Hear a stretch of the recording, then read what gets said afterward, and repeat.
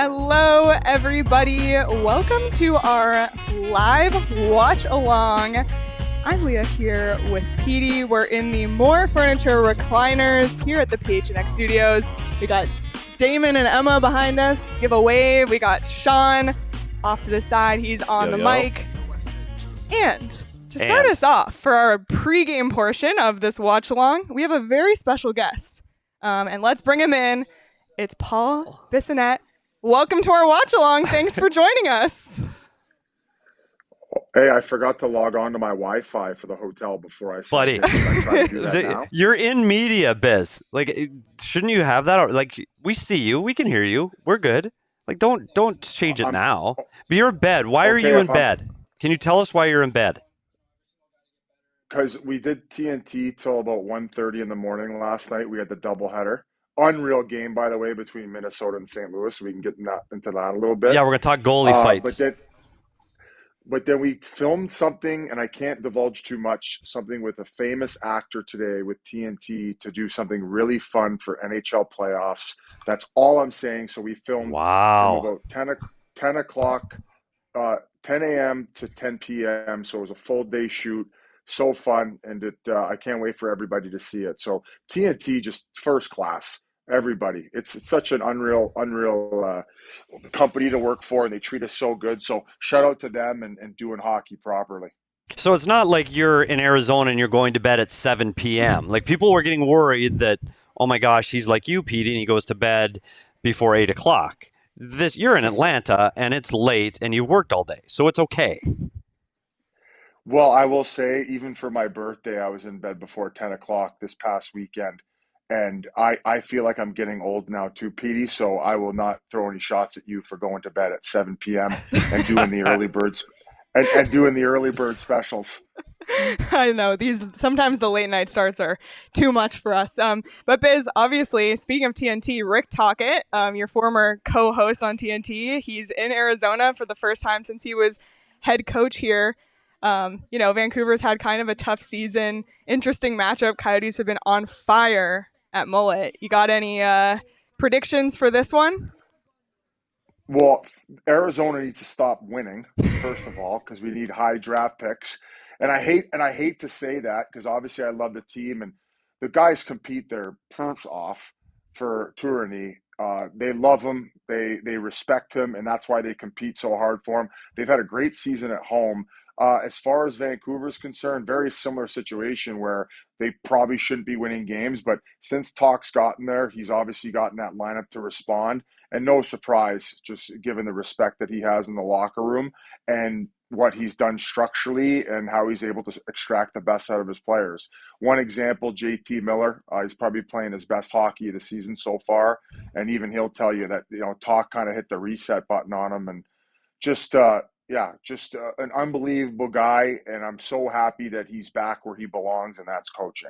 Do you still keep in touch with him, even though you both have extremely busy schedules? Do you still talk to him?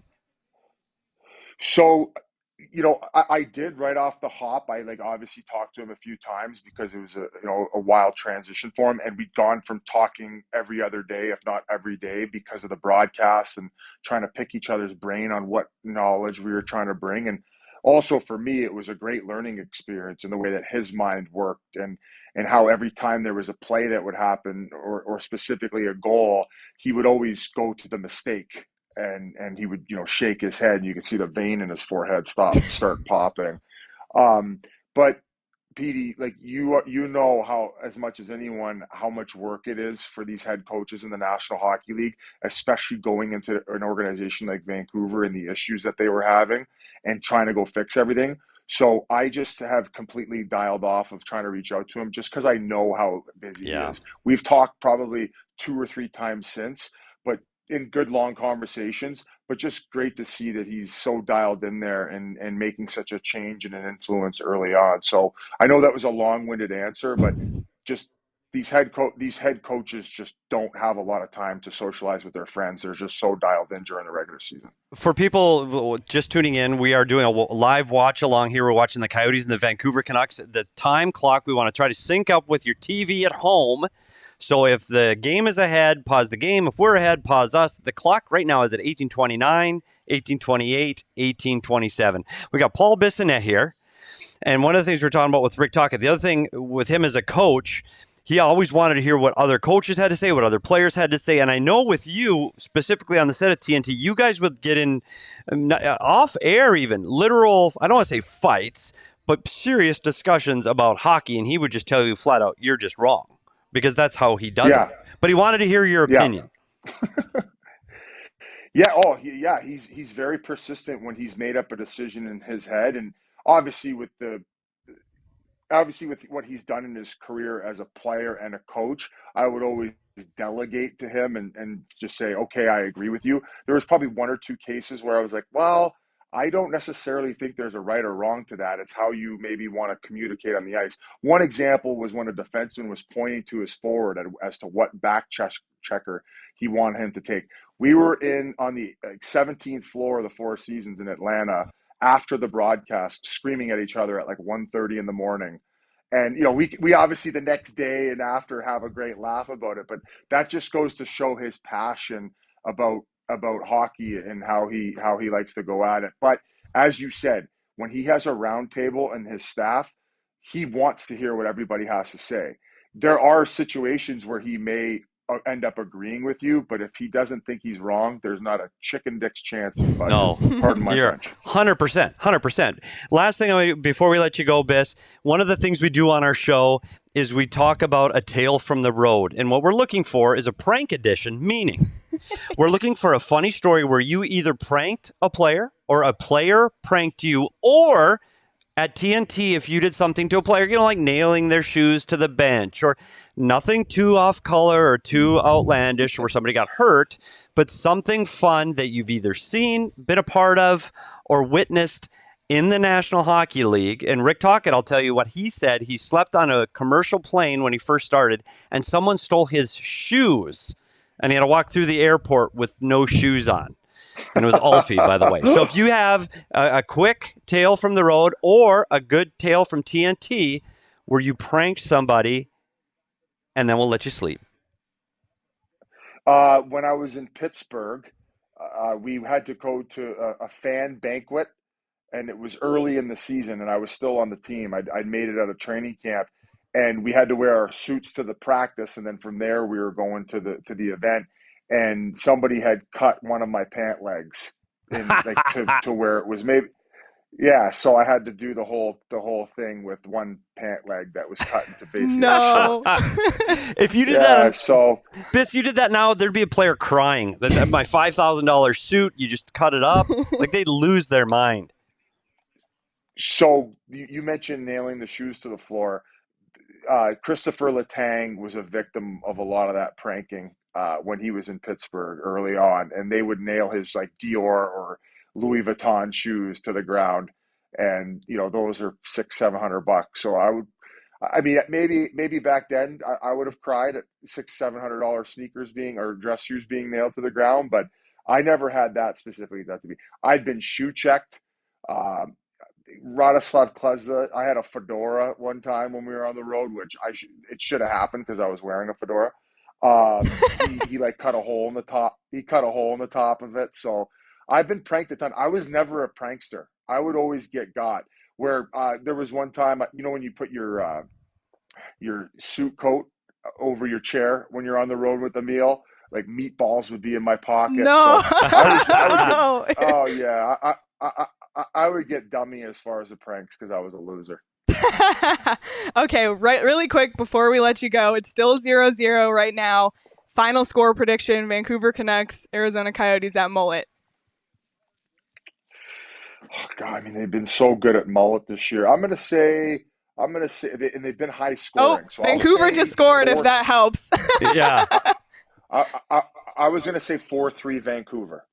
Okay. Fantastic, all right. Biss. And love it. For all you Coyotes fans, I love the Coyotes. That's why I want them to lose. We're tanking for Bedard. Yep. All right, buddy. Bedard here. Let's go. Thanks for your time, Biss. We'll all tune in to TNT and watch all your antics, and can't wait for the playoffs to see who the famous actor is. Can't wait. Love you guys. Thanks so much for having me on. Bye. Thanks for your time. Biz. Appreciate it. Awesome. Well, that was a start, and we almost made it clear without a goal. And so we're going to go right to the goal. What happened? We're always trying to find out, as Biss said, something wrong happened. Well, what happened? This one starts with a problem the Coyotes have had all season long, and it's turnovers in their own zone. And it's Kesselring behind the goal line by the bar S. I've got the little board right here. Ooh, we got a live PD's Puck Talk in action. Here we go. This is what happens. And this is why it's hard when you're playing with new players. Kesselring is here, and he's just trying to make a simple pass to here. Unfortunately, he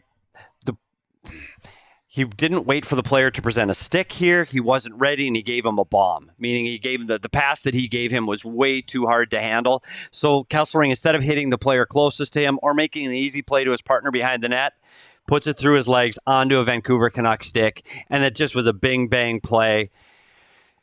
And it's hard to recover from those. And it was the Russian that gets the goal from in behind, Andrei Kuzmenko. Wow. And we as soon as we get to a commercial break, PD, we'll go over some of our things that we have. We got your keys, which mentions Kuzmenko specifically, and we also have some bets. I've already won a bet, which we'll talk about here in a second. But interesting start. You know, the Coyotes, they were outshot 3-0 to start. We're already on a penalty kill, killed that off. But Vancouver capitalizes on one because they were in the zone more. So now that we're at a commercial break and we've had a second to breathe, first of all, thanks again to Paul Bissonnette for stopping by.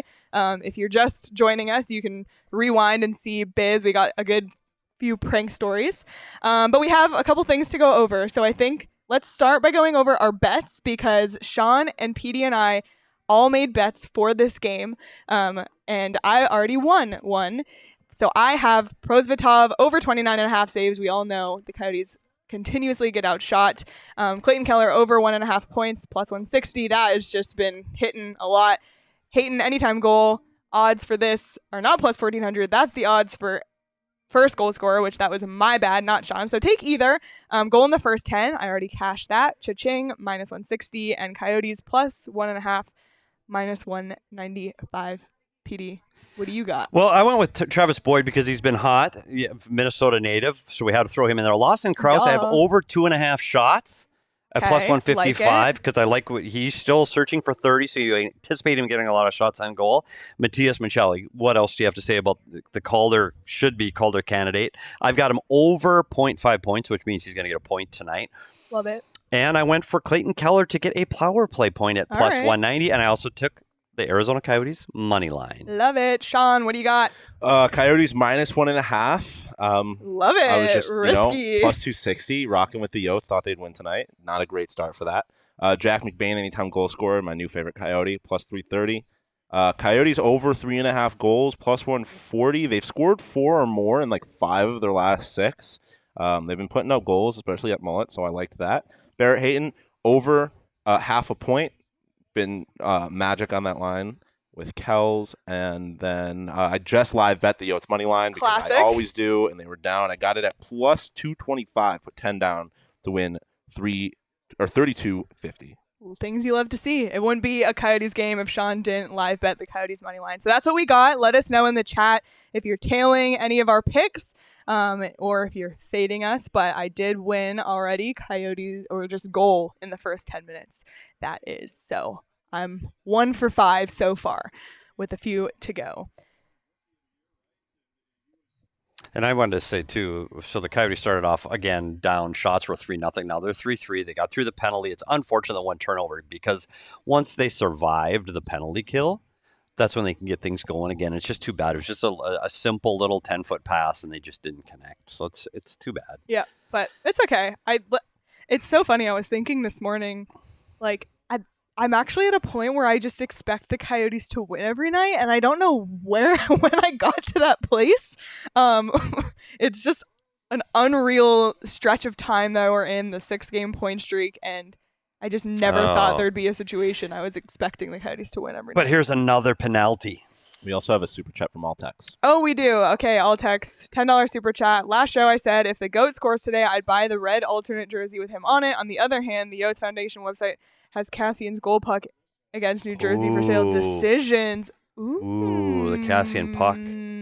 That is tough. Let all text know in the chat what you think he should do. Valimaki in the box. We got to see what the penalty is.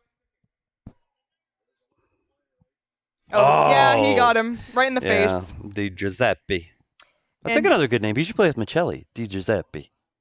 That's a good name. Yeah, that is. By the way, if you're trying to sync up with us, there's 12:31 on our game clock. They are lining up for the face-off right now. 12:30, 12:29, 12:28. So if you want to sync with us, Canucks second power play in less than 10 minutes. Yeah, this is not. This is one of the things that Coyotes also get into a lot of trouble with, and they can't have these kind of penalties continually. Like, it's something they can't do. And yes, there will be a lot of live PD's Puck Talks on this. Yeah, because I like to watch talk. So if people get sick of watching me with my little drawings, then I'm sorry. we're sorry. Because I want to tell you what to look for on the power play, and now it's too late. Because you're going to look for Quinn Hughes at the top. There's a couple things to look for. Quinn Hughes is going to be at the top. You're going to get Pettersson. He's going to be off of the right side, and you're going to see JT Miller off of the left side, and Kuzmenko is going to be right at the net. Those are their key options on this. Hughes will just fire up and shoot, and Kuzmenko can go everywhere. But look for Pettersson when he's on that right circle. His wrist shot is absolutely dangerous from that top of the circle. Kind of like when you think of Ovechkin and that one-timer. Mm-hmm. Pettersson's more of a wrist shot guy from that spot. Where you see where he is right now? Now he's sneaking in because they got to recover the puck. But if he can get back over to that top of that right circle, his wrist shot right here. So he'll walk it downhill. He's got no room. Good kill. But that's their option. See Pettersson just keep creeping down on the back. Yeah. They're trying to get him the puck now because he's right where he wants to be. McBain, great kill because he's halfway between, which doesn't allow Pettersson to get the puck. That's a really good kill. It hit the pipe. Yeesh. But it's a good kill. And what they're trying to do is they're trying to stop Pettersson from getting a clean look in there. McBain did a great job getting the stick in the lane. Good.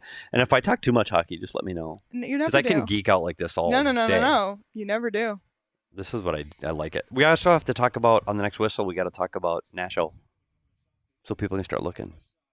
Talk about what? Nasho? Oh, I thought you said Nashville. I was like, No, I'm always thinking about Nashville. Nash-O. Yeah, of course. Yeah, we still have some stuff we did not know Biz was calling in when he did. So We didn't. It was That a pleasant surprise. It was a very pleasant surprise. He was And going to. appreciate him. Yes. I know he's probably tired after a long day, but great talking to him. All right. Ooh. Penalty killed. Yotes back in the offensive zone. That's another thing, though. I know it's 1-0, but this Vancouver Canuck gives up the second most goals of any team in the league. Second most? Yeah, that's what They're second to last. 31st out of 32 teams for goals against. Yep. So this team gives up a lot of goals. Thatcher Demko has not had the season he was hoping to have. He's had injuries, and he's really struggled. He's played better of late. This team is getting hot, actually, right now. But there is still hope because this team does give up a lot of goals. They got a lot of defensemen out of the lineup. Phil Peronik's out that they got from Detroit. Oliver Ekman-Larsson is out of the lineup with an injury. So they're suffering injuries on the back in end. a rare occurrence, the Coyotes are currently out shooting the Vancouver Canucks 6-4. That's terrible for my live bet. I know. It's not the formula. Oh, what a save. What was your thing? Oh, you need saves. Yeah, I'm looking for over 29.5 Prosvetov saves. So Well, they just got a couple. They're going to click up here more than 6.5 for sure. And Yeah. by the way, that was the proper use of the reverse VH. I literally had that thought. It's crazy how much I've learned about goaltending in the last 24 hours. I tell you what, wasn't that informative? Oh my gosh. It was probably a little deep in the weeds. I know. But it's a Uh-oh. Uh-oh. All text. Is Cassian on the bench? Cassian is on the bench. This is very bad. Well, can't he get kicked out for this? Yeah. Oh, with Connor Garland too. Yeah. That's quite a size difference as well. Yeah. What happened? We'll need to see the replay because All text in the chat. Cassian, get him. did he? Yeah. I don't know. I can't see the chat. Oh, are you watching there? Oh, you got it Yeah. there. Here, you can look at my Okay, so he's going to the box. Let's see. Yeah, but that's what I think Connor Garland did here. He gets under people's Yep. skin.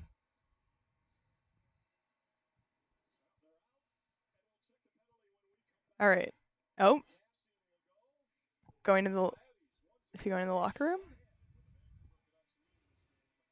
Interesting. Okay, well, before we get into Nasho, we do have a super chat from our friend Charles Woodall Pike. Greetings from the PHNX takeover down the street at Footprint Center. Hope the watch along is going well. Looking forward to watching back later. Much love, fam. Thank you, Charles. I hope you have a great time at the Suns takeover. Should be a great game. Oh, shoot. Yeah. Yep. All right. Well, we did prepare this, and we're going to need the help of the chat because PD is constantly talking in my ear, so can't hear everything. But we finally have done it after talking about it forever. We've put together Tyson Nash Bingo, a.k.a. Nasho. The card has been tweeted out and sent in the Die Hard Discord, so follow along throughout the game, and we will keep track of it as we go along. So you'll have to let us know because we were a little distracted too talking to Biz. If any of these have hit, please comment in the chat. We will mark them off with a special marker, and hopefully we can either get I don't know if we'll get the whole board, but maybe we can get a line. So we're going to be playing Nasho tonight, and everyone play along and do it on Twitter. Tweet at us your card as we go along here at PHNX_Coyotes. Can't wait for this one. And thank you, Tyson Nash, for participating, and tune into Bally Sports to hear Tyson Nash on the call, and we'll continue to use this throughout the season. Thanks for Tyson Nash, Rich Nairn at the Coyotes, and Bally Sports for being good sports with this. We're just we want everybody to tune in and listen to Tyson Nash, and then we will hopefully we'll get. I would love to get a line. Nasho. I would love to get a line. So, all right, so here we go. We got the replay. Hopefully. Yeah. Okay. The hit. There's the hit. Okay. Garland. Cassian hits Garland. Okay, so then he was getting on the bench. Okay. Yeah, so Garland definitely said something to him. Yeah, we talked about his ability to get under people's skin. But Cassian's got He got a 10. Yeah. Yeah. Cassian's got to stop. You can't fight from the bench. No. Yeah, misconduct. 10-minute misconduct. Yeah. And a roughing. So that's what Boko's in the box for. So we're 10 minutes in. It's their third penalty. Yeah, not great. Not great. See, they kind of switched here. So now they got Miller in front. But they're still got Pettersson off of that right circle. But again, see, so that, and we'll talk about the killing too. So you saw when Boyd went out to Hughes, he went out with his stick in the lane of Pettersson's side, not Kuzmenko's side. So they're trying to force him to go to Kuzmenko and try to keep the puck out of Pettersson's hands. And that's why. Because the kid can flat out play. And Pettersson's in with 30 goals. Hey, only 2 on the power play. The good thing about all these Canucks power plays is it's looking good for my shot total. Yep. And the Yotes are starting to get outshot, which means the live good for the bet live is bet on. juice. Yeah. Yeah, you need to have Coyotes being outshot for the live It's bet. part of the secret formula that Sean subscribes to in live betting. I tell you what, Prosvetov looks good though. Yeah. Not much you could do on that first Kuzmenko goal. No, that one save when the Canucks were shooting on the wraparound, that was a big one. He slid right over.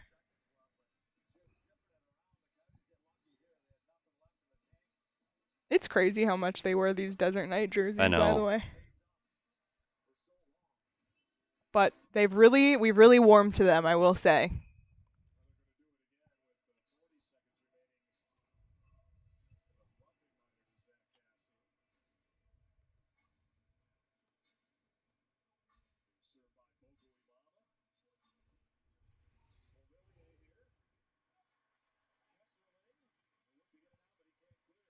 Drew said odds up +10 for Yotes win with Cassian gone. Sorry, Altex.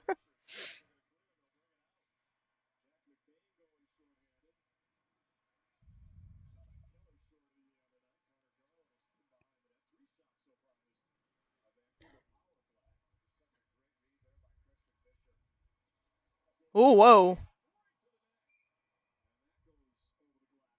Dang. I forgot Beauvillier is on Vancouver now. Yeah.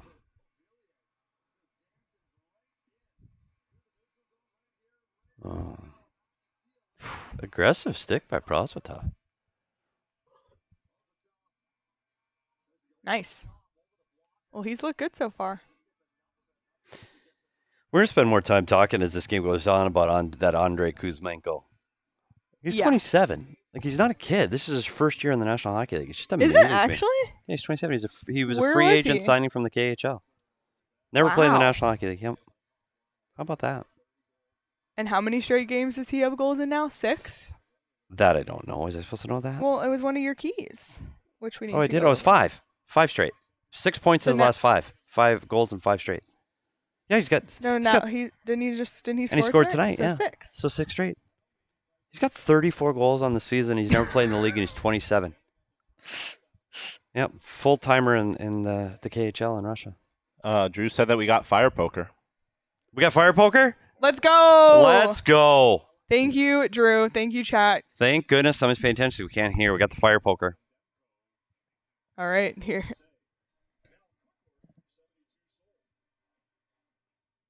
We also can fill our free space, Sean, too, if we want. Wow, Drew, thank you. So a diagonal is looking good. We need the big man, read it like a book, and he's Ooh, leaking. He's leaking. We I need somebody to hope, get I cut. don't know. We need somebody to get cut, and he'll be leaking for sure. Thank you. But see, you're right. It's hard to hear because I talk a lot. I do talk a lot. Sorry. Oh my goodness. By the way, this is like literally what watching a game with me and PD is like. Yeah, this is. It's not that much different. No, it's like something happening and PD saying, like, here's why this happened. Yes. Like that is a true story. 602, 601, 559, 558. Try to time it. Not that it really matters. We also have our clock on the screen as see, well. but I don't pay attention. But sometimes it's not up, which is when I was counting down before. Shout out Sean for being on the clock and everything else. Or a goalie leaking goals. Yeah, Whoever that the could happen Coyotes too. said. But I don't know if he would say it's leaking in that. But maybe he would. You never know. Do you think because he knows the bingo card is out there that he's going to try? I don't know. He is. I will say this. He's very aware we're doing this tonight. I know he is. Because he might have just sent a note from from between the benches. Yep. Live to the show. So next time we hit a square, we'll show it. Yep. Or do we need to? Yeah, we can't wait till we get a row. No, to because show it might 'Cause not we happen. get it. So if we get another one, we'll show that. And thanks to Sean DePaz, who was up late last night doing ASU basketball, doing the exact same thing for that show. Michelli. What a beautiful pass. So you know how on this show we talk about shooting all the time? Yeah. That's when you shoot. So Michelli's on the dot. Do you understand what a grid's showing? Like, shoot. So he does a backhand no-look pass to someone that is literally in a worse shooting position than he was. That's when you shoot. And that's what he needs to learn as he plays more games in this league and gets more experience. He needs to be selfish and he needs to shoot because he's got an accurate, good shot. Don't make it behind the back, blind drop pass. That's a bad play. Get the puck to the net. So when we yell to shoot, that's it. But it was a cool pass if it would have worked. Yeah, fair enough. But that's the way it is. We say it all the time. Like, the mistakes, and then, well, if it would have, what if? Like, yeah, that's true. Okay, coulda, well, shoulda. now that we're in another commercial break, I think we should go over your keys. Sure. And we're actually going to keep track of the keys as we're live. And then hopefully, because we talk about the keys so much, I won't forget them in the post-game show. But Petey, what were your keys to tonight's game? Yeah, so so people hear this in the post-game, too. We have to do this again. Like, we have to be here for like 3 hours. Hope you don't get sick of us. So we talked about Kuzmenko already. We talked about Pettersson. We talked about Besser and Miller. This team has a lot of guys that have speed through the neutral zone. So what they're looking to do is make a turnover from just inside the Coyotes' offensive blue line. So they'll go from defense to offense quickly, and they'll try to get an odd man rush on the offensive zone by making a good play in the defensive zone. Look for them to try to make plays in the Coyotes' offensive zone, which means Coyotes need to get pucks through, they can't get shots blocked, and they can't have turnovers anywhere near their blue line. That's what that key means. Kuzmenko, we already talked about 5 goals in the last 5 games, make that 6 in 6. Kuzmenko is a guy from the KHL. We talked about him already. He is an elite player, high-end skill around the net. He's already got one tonight. They've got to keep him off the board the rest of the night. Gets in that. We talked about Vancouver, 31st in goals against in the league. They give up a lot of goals. They don't defend the net as well, although they're much better since Rick Tocchet has taken over from Bruce Boudreau. They need to get pucks on net, and that's why Matias Maccelli needs to shoot. Yep. So we're already down one key. We know that the voodoo for the keys is that 1.5 is good for overtime. 3 gets you a win. So we're not at 3. 2? Yeah. What can 2 get you? I guess we'll find out.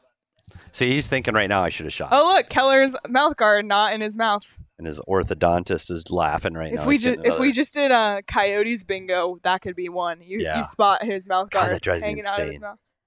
From a parent who had a kid with braces on twice in his life, put the damn mouth guard in.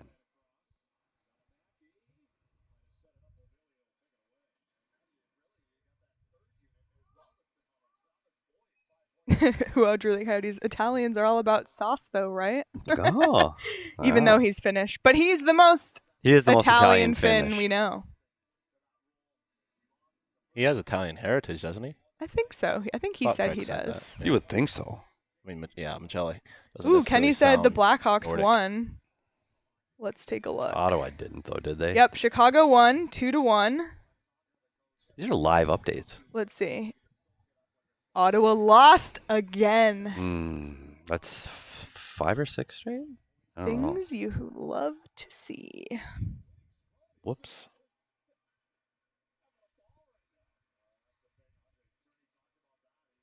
Let's see. They've lost 4 straight.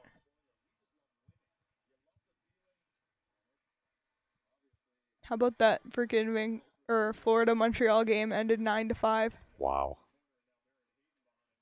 Casual. Who outdrew the Coyotes said that Maccelli's great-grandpa is Italian, according to Wikipedia. According to Wikipedia. We can always trust Wikipedia.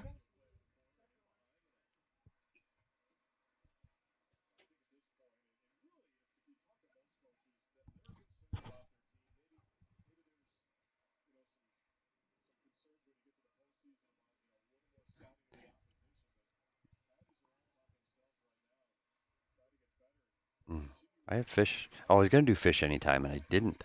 You did Boyd because you needed to do Minnesota. Yeah.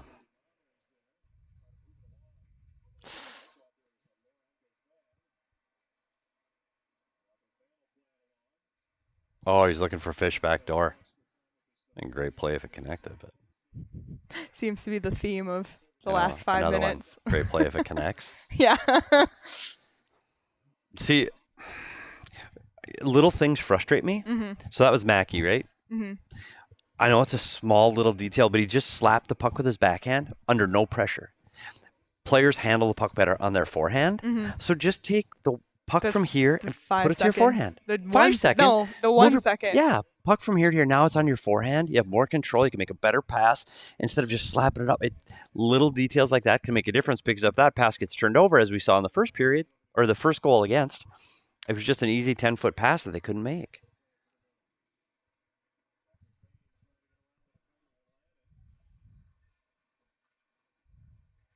Yeah, we need Krause to start taking some shots, too, on my over.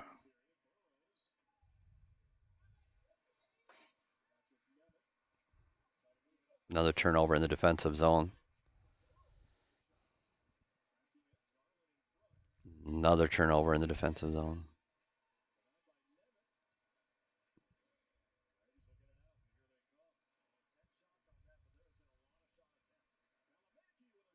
Great play.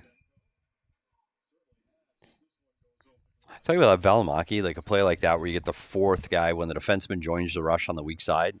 You see Valimaki coming in here right off the bench, ready to play, stick on the ice. This kid's really impressed me for a guy that's got picked up on waivers.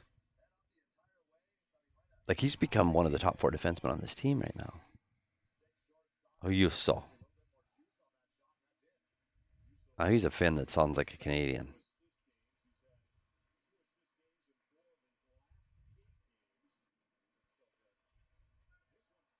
Ooh.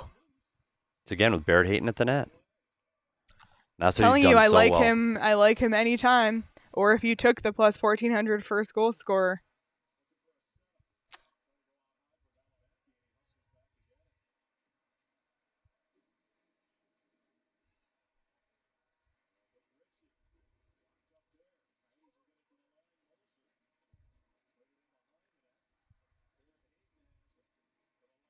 Let's see if they can do anything in the last minute of this period.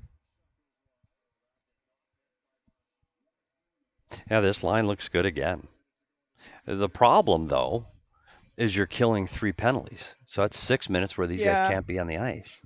So the fact that the shots are 10-9 is honestly pretty impressive. Yeah, after killing 3 penalties, it is. Neil, all things frustrate me with this team. It's true, Neil. Even when they win, it's frustrating. I appreciate that Biz is on the... Ooh, turnover. Oh, boy, overtime! Woo! Let's go. Got him. Cash it. Ding, ding, ding, ding, ding. Anytime from... Wow. You know, he's from Minnesota. What? And the same thing that led to the first Vancouver goal is the same thing that leads to this goal for the Coyotes. It's a turnover. This time it's created by O'Brien. Off the pipe and in. But it's the unsung hero on this play is going to be O'Brien. Won't get an assist. Him getting a stick, being the first forward, and an unbelievable cash it. By the way, I don't know if you did this. I actually bet all of my bets. I bet some of them. The only reason I didn't bet all of them is because I ran out of time. Well, I bet all of mine. So you just won some I actually money. won real money. I'm so proud of you. How'd it go, Boydo? Boyd, howdy. Too bad you didn't take him. Oh, well, no, it wouldn't be first. No, it wouldn't be first. I so I lost in that my anyway. head, it was Coyotes first. Boyd, howdy. So, 1-1 never after mind. 1. Shots are even. Disregard what I said about the Barrett Hayton thing earlier. I was thinking for I know the you team. were. But still, Travis Boyd anytime probably was. What did you get it at? Do you remember? Or what were the odds? I don't Can we know. re-pull it up? I think we have it. We have the but It was anytime plus 370. What did you put on it? 5? Just 5. Just a 5. That's good. How'd it go, Boydo? Boyd, howdy. Minnesota native. Let's go. That's all we do is win money here, by the way. All right. Well, look how even that is. Wow. 1-1 after 1. Shots 10-10. Very interesting first. I think, you know what? It was entertaining. The Canucks, we know they've struggled this year. The Coyotes, you know, they've had success as of late, but not their best year of all time. So I feel like as far as a matchup goes, they're pretty evenly. Yeah, and you talk about how the Coyotes have been playing at home. Like this is following the recipe to DP's point. This is a money line game for the Coyotes. Like they're tied after the first period at the mullet, buddy. That screams win for me. Yep. It was a good period, except for the penalties, and you can't find yourself that many times in the penalty box, and the one turnover ends up causing a goal, and that's too bad because I think they get through this period up 1-0. It's a really good game, but this Vancouver team has I'll give it to Rick Tocchet. This team does defend better than they did earlier in the season. It's a fast game. Both teams are skating. Nicholas said that did not feel like an even period whatsoever. Classic Coyotes, and love all the Boyd howdies in the chat. That's what makes this fun. Lots more to get to. Obviously, we got 2 more periods to go. We'll continue to play Nasho. We'll continue to track our bets and track the keys. We're not going anywhere. Stay tuned. But for now, enjoy this amazing video reel, kicking off with the latest shit show. I'm Shane Diefenbach. And I'm Sean DePaz. We're out here on Fremont Street again, trying to find the drunkest people to talk to. Welcome to the shit show.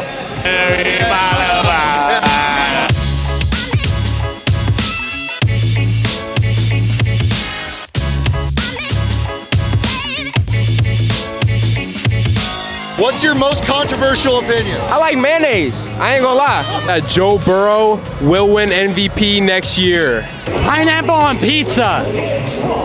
It's honestly not bad. I like to eat pickles, like scoop out the middle and put like hot Cheetos in it and put hot sauce on top of it.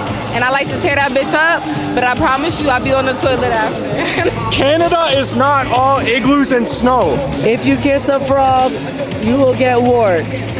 Can you do any impressions? This guy does a really good Katy Perry. No, I honestly don't. I kissed a girl. I liked it. Hi, everybody. I'm your daddy now. You want to come inside my clubhouse? Oh, Where is the weirdest place you've ever woken up? In the back of a pickup truck in the desert by a donkey. Just like by him just screaming in my ear. I always wake up in my bed, I'm not gonna lie. I make sure I'm home at the end of the night. But I did have a dream that I was going to the bathroom and I actually pissed on myself. In a shed. Jail. On the toilet. Oh God. Bent over, sleep like this. In a horse barn. Damn, I woken up with one shoe before.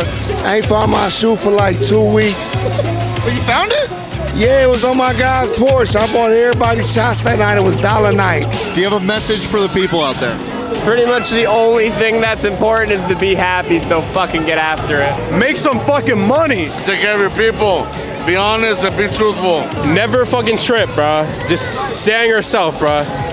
Stay in your own mind, bro. Don't worry about what everyone else has to think, bro. Hey, man, look. Put out positivity. That's what you gonna get in return, man. We ain't got time for division, no hate. First of all, you need to like and subscribe. Oh, yeah. Stop playing with these boys.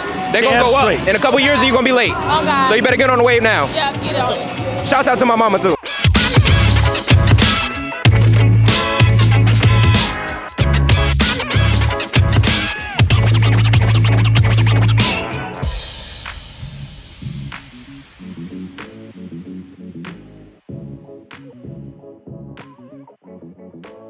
With Saul out of town, we needed to bring in a temporary GM to run things around here. Petey, can I see you in the office? Not again. Petey, I think number one, your body language has been terrible in the office. Your attitude, number two, is just, there's been a lot of complaints from your coworkers just about your forecheck, your work ethic. You know, they want not only your first, but your second efforts. And I think you can really do that. I know you can do that. There's some good to you, but you've got to really, really bring it. And not just once in a while, every day. Every day. Take your game up here. That's where we need you. Not your C game, not your D game. You got to bring your A game every single day.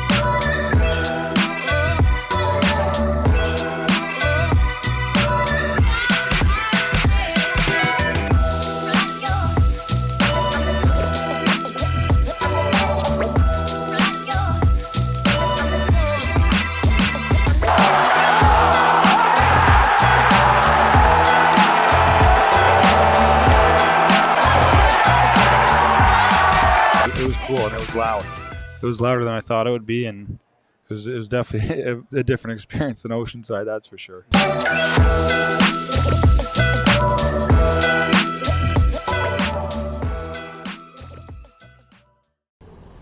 Steve Peters with PHNX. It's time for another edition of Walking and Talking. Today, we've got Coyotes forward Nick Schmaltz. Schmaltzy, as we're walking and talking, first of all, make sure you watch, because last time I almost got hit.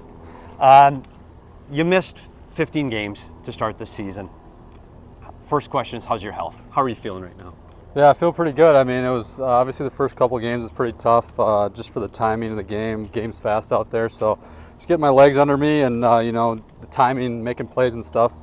First couple of games a little rusty, but feeling good now. Yeah, but you go on this trip and you get 4-game trip.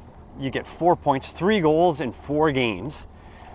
The same kind of consistency you had at the end of last season. What allowed you, after missing that many games, to be able to start on that hot of a pace? I think just having that confidence that I can, you know, continue that, and familiarity with my line mates as well. Playing with Kells and Boyder all most of last year, and then just jumping right in with them. I think that makes an easy transition right into the game. And I thought we didn't miss a beat. We were making plays pretty much every night, and had a lot of good looks. So it was a lot of fun, and hopefully we can keep it going. We had talked about Keller. And the chemistry you guys had last year was elite. Like, you guys were a threat to score every time on the ice. Same thing happened right away this year. What is it about Clayton Keller that helps your game? Yeah, I think we read off each other really well. We play a similar game. We think the same way out there. We're always kind of holding the puck, waiting for each other to roll off one another, and you know, setting little picks and grabbing guys' sticks just to create that extra second, because that's all you need. The there's not much time and space out there. So if you can get any little extra second, a little pick or something like that, and create that space for your line mate, and then a lot of give and goes as well. Lastly, you've only had a few days to catch up. Was this 72 hours enough to rejuvenate and get ready to go back out on the road? Yeah, I mean, I should be fresh. I missed most of the road trips, so I'm sure the guys are hurting a little bit more than me, but it's exciting, and this is the last little one before we get to come home and play some games. Thanks, Nick. Appreciate your time. Yeah, That's another edition of Walking and Talking. We'll see you next time.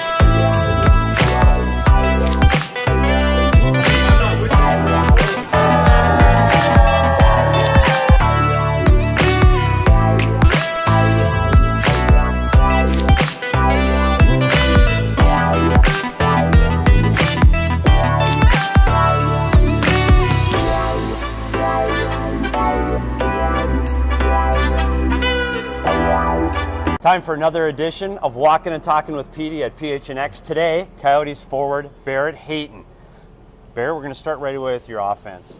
You got 2 goals, 5 assists over your last 6 games, 7 points in 6. The offense is finally coming for you.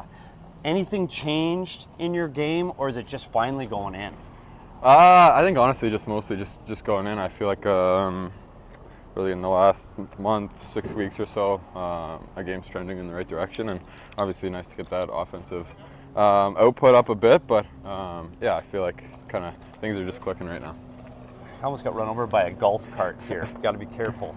After your first goal, and I teased you a little bit of your beard that you had going, and you shaved immediately after your first goal. Yeah. I notice now, after getting, you got your 3rd goal in your most recent game, you haven't shaved yet. Is there a theme to when you shave or not? Is it lucky beard, or what have we decided on the beard? Yeah, I think that was just a first goal thing. It was honestly just a joke to start, and then obviously took way longer than I would have hoped, and I can't grow much anyways, but the boys... that is not a Lawson Krause beard at all. Oh, definitely not. No Liam O'Brien either, but yeah, it was just the first one. Now it's just kind of whenever. I'm not too superstitious with that. Okay, today's a game day, so 2 game day questions. What's more important to you as we wait for the trucks to go by? Is it pregame meal or pregame nap? My meal's the same every single time, so that's pretty consistent. And then the nap. But you got honestly, naps yeah, you need that. I got a nap and I didn't play. Lastly, we're talking about pregame meals. Yeah. So, do we go chicken, salmon, or do you go with the Jacob Chikrin raw liver? Oh, I'm not on that. I'm just just chicken there. Yeah, most guys stick with the chicken. That's awful. Yeah, that's brave. So we watched Dylan Gunther at the World Juniors get the big goal. As most Coyote fans know, you had a very big goal in the World Junior tournament as well. Before he left, did you give him any advice going into that tournament? Honestly, not too much. Obviously, I think we talked about it. All the guys go out to dinner a bunch, so it was obviously on the plate for a bit. And yeah, I honestly just have fun with it. It's such a big tournament for Canadians growing up and it being in Canada. And yeah, just honestly soak it in, enjoy it. You only get so many opportunities at things like that. Yeah, so you've got to be pretty excited. Oh, for sure. In your locker room against all these other guys from other countries. You rub it in. Last question for me, keep it on the World Juniors. Do you know where your medal is right now, your gold medal, and is it on display? It's in my parents' basement. In your parents' basement? On display? Like in a shadow case with the jersey and everything, okay, cool. So yeah, she's not hiding. Thanks, great Hayton. That's Walking and Talking with Petey. We'll see you next time.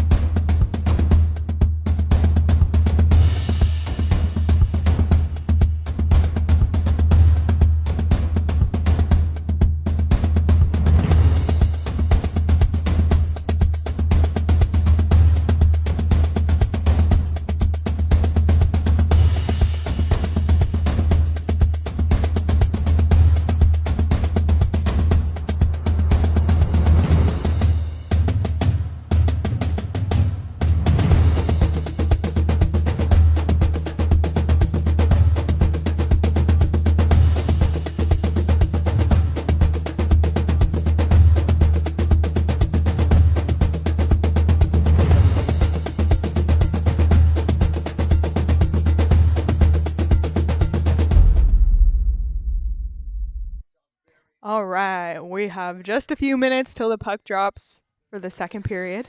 And we have an update thanks to our live YouTube chat. We now have another part of the Tyson Nash bingo card filled out. We got a back of the net, Petey. That should have been the free space. We should have known that, like back of the net. Like as long as it's not a 0-0 game, somebody's going to say back of the net, right? Yeah, absolutely. So we're getting there. We got three things filled out on the bingo card. And we actually have a special message from Tyson Nash himself. So let's go ahead and see what Tyson had to say. Hey, Coyote fans, it is bingo time. You got a little bingo time from Tyson Nash in that jacket. Love it. Good. We almost put Tyson Nash wearing a patterned shirt on the bingo card, but we figured it would be too easy and it just needs to be things that he said. Good. Oh, yeah, like a checkered thing could have been the... That could have been something on the bingo card. That sounds like work. That's like a lot of work. But anyway, Petey, how are you feeling going into the second here? Oh, I like the way they're skating, and I don't like their penalties. That's going to come to catch them because this Vancouver power play has been better of late. We talked about all the skilled players that they have on their power play. They've got to stay out of the box this next 40 minutes. I think they might have had shots equal at 10-10, but I don't know if their scoring chances were equal. I think Vancouver had the better scoring chances in the first period. Coyotes are going to need to, they're going to need to create a power play. You do that by playing hard in the offensive zone. They haven't had enough puck possession in the offensive zone to create a power play. Once they do that, look for them to generate off of the power play. We talked about how well Hayton and Keller are playing together, even more so with the man advantage.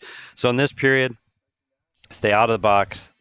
Keep Vancouver's skilled players like Pettersson to the outside and try to generate some better opportunities from inside the house. Yep. Drew said, did we get a kids at home, Drew?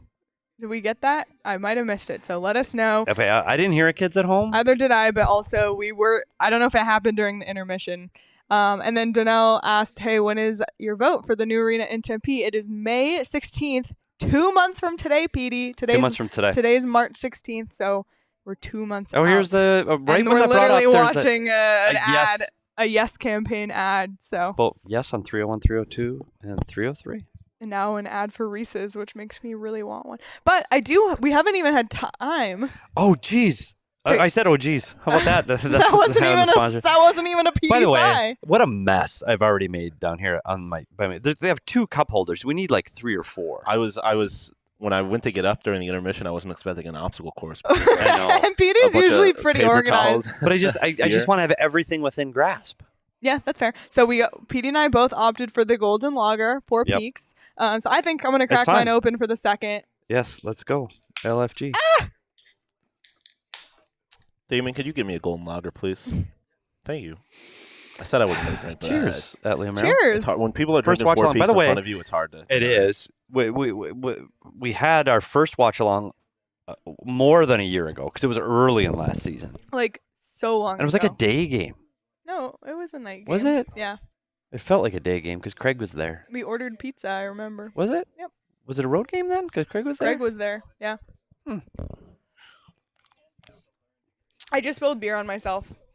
You are beer, Leah. You are beer. I am beer. If you know, you know. Do you have the napkins by you? I do. Don't you? Because Petey has a also, whole... Drew confirmed that we did get a back of the net. Or Kids at home. Kids at home. All right. We'll mark it down. Mark it down on the Nash bingo for those playing at home. Fill in kids at home. And we appreciate everybody's help there because it is hard to hear when we're doing this on the lovely banks of Tempe Town Lake. Well, that's quite a view. And one thing that bothers me, Leah, about national television and Arizona sports, we talked about this a lot at the Super Bowl. Every outdoor shot is a cactus against a mountain with no people in the desert. Like, it makes us look like we live out in the bush. I love when they show Sedona for Phoenix. Yeah. Or the Grand Canyon. Canyon. My friend once thought Grand Canyon University was in the Grand Canyon. I mean, I always thought that until I moved out here. Fair enough. I mean, but why wouldn't you, I guess? Kind of a misnomer. Fair enough. Interestingly, GCU might have been the only school I really knew about before coming out here because funny. They hosted the college slam dunk contest. Is that true? Matthew said if the Coyotes were a draft beer, what would they be? Hazy because you're confused all the time. Uh-oh. Oh, Barrett! Oh, Barrett Hayton anytime. Oh. Damn, I actually Quick do have strike. money on that too. Quick strike off of the face-off. 6 points in his last 2 games? That's unreal. Who's that defenseman for Vancouver? You can't go there. See, 57? Look at Brett Ritchie with the pass. Yeah, but too. 57 Myers can't go at 24. 57's got to stay with 29. That's Demko's. You got to give Demko the shot there. And now there's 2 shots missed the net now, so we talked about hitting the net. It's a 1-on-4. Not much he can do there. No. Danelle also said, I want the NHL to go back to 1 versus 8 playoff format. I agree. I know. This new playoff format sucks. Never liked it. And then Gary Bettman this week was like, everyone it's loves great. it. Yeah, just like everyone loves the digital ads, although they don't actually bother me too much. But no Gary, complaints with the. I'd like to see 1 versus 8, but I don't like it. I don't like the current. I don't think it's fair at all. But what do I know? What do you know? I don't know. You were a coach in the National Hockey League. So we're for 20 sitting, years. drinking beer, watching a game, talking about hockey. Like, literally, this is my dream I don't job. think I'm reclined enough. I didn't know if we could. I didn't know if we were supposed to. I am. Just making sure I don't. I didn't know if we were allowed That's to. the point of doing them in the recliners. Yeah. I didn't know if we were allowed Here to. we go. You can see yourself. You know Woo! you're feeling the Okay, shots, no, though. I recline too much. Okay, that's better. Oh, yeah. Well, By the way, I'm I literally. didn't know we could do this. I'm literally charging my phone in the chair right now. Yeah, we talk about the more furniture chairs. These are them. That's another. And this is why they're fire. That's another thing that's happening. Karen noted them right at the beginning of the stream. I'm also How nice now they were. moving the headrest part to be Yeah. so my head is more up. I need to. Oh shit! I don't want to knock over the whiteboard. Sorry about that. Okay, we talk No about pinching. swearing. So here's what happened on this play. Uh-oh. Please don't score. Okay, we're gonna do a piece puck talk on the next whistle because that Buckle pisses me up. off. Where's my pen?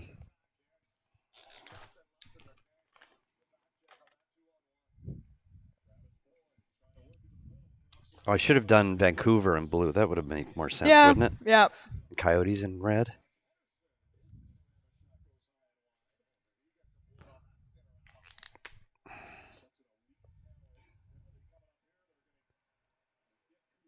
Coyotes will Coyotes finally coming on go the to the power power play. play. So real quick, we're going to talk about pinching as they're talking about the power play, okay? What we need by pinching in the zone, the reason that odd man rush was created is Valimaki's in the zone, which means Fisher is playing his position now at the defensive position on the blue line. The puck is here. Fisher goes down. We call that pinching. But he can't do that because there's 2 Vancouver players above the next Coyote, which was down here. So if you see 2 Vancouver players above the next Coyote player, Christian Fisher cannot pinch in the zone. He has to stay at the blue line and defend the rush against. He did not. Vancouver chips it by and they had a 2-on-1. Can't pinch without support. PD's Puck Talk Live. Love it. Power play. We're looking for number 9 on the power play coming downhill. What does that mean to come downhill, Leah? Do you know what that means? No, what does it mean? Okay, coming downhill means he's coming from. See where Valimaki is? Yes. So what 9 is going to do? Keller's going to come from the top of the circle on the right hand side. He's going to go towards the net. His body is going to be moving towards the net. He'll be carrying the puck towards the net. That is going downhill. Got it. toward the goalie. That's what they're looking to. They want to get Keller the puck, and they want to get Keller going downhill. Nicholas said, the fact that Petey can see this stuff live and pick it up that quickly, it's no wonder he was a coach in the NHL for so long. This is incredible. Nicholas, this, besides the fact that he has the whiteboard right now, this happens every game. Something happens and he goes, here's what happened. And sometimes he'll pull it up on his computer and show me. It's crazy. We're very lucky. It's always, okay, Leah. And then he breaks down the play. I know, like, Leo's got to be so sick of it by now. Oh, well. Like I've told you, that's literally my favorite part of my job is when you talk hockey like that. And SC said, I finally know what pinching is. Thank you. There you go. See, we're all learning today. Altek said Petey shouldn't recline too far back or he'll fall asleep. Fair point. And Daniel said, I'm going to see a guy you had on the show, Michael Carconi, on Saturday night. Oh, fantastic. Awesome. Petey, if I'm not mistaken, do you have Clayton Keller? Oh! Power play points. No. And I have Clayton Keller over 1.5. Boyd, oh. Live by the Boyd, die by the Boyd. Yes, Boyd howdy. Boyd howdy, but the sad version. Oh. No, off the power play, because we really needed Clayton Keller to get that anytime. Does he not like it? I mean, 4-on-4 is fun because it's a lot of ice. Oh, it's a trip. Yeah, that's a trip. Oh, Richie just couldn't get a hand on it. Whoops. 4-on-4. A lot of open ice. With Keller just playing a minute and 12 seconds on the power play, I would say the 4-on-4 benefits Vancouver right now because Keller's got to come off the ice because he'd be tired. So this gives them the quicker legs. Who's on the ice? McBain, Michelli, Mosier. Yeah. Soderstrom. They've got Quinn Hughes, Beauvillier. I thought they'd get Pettersson, but they're going to get they want to get Pettersson ready to go for the power play, so in 37 seconds. So they don't want Pettersson out there now. Hughes will play the whole thing. So Hughes will stay out 43, the puck carrier. But then when it ends, the 4-on-4 ends, look for Vancouver's top power play unit to jump over the boards. Tyler said, how does Keller not have a shot on goal yet? Over 2.5 shots seem like a lock. I know. Tyler, it's okay. There's still 35 minutes That's one left. power play.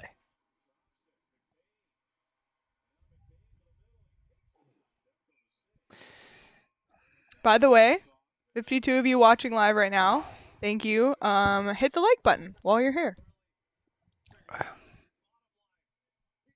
And once the clock starts, we're going to do another clock countdown to sync up your TV. Can we do that?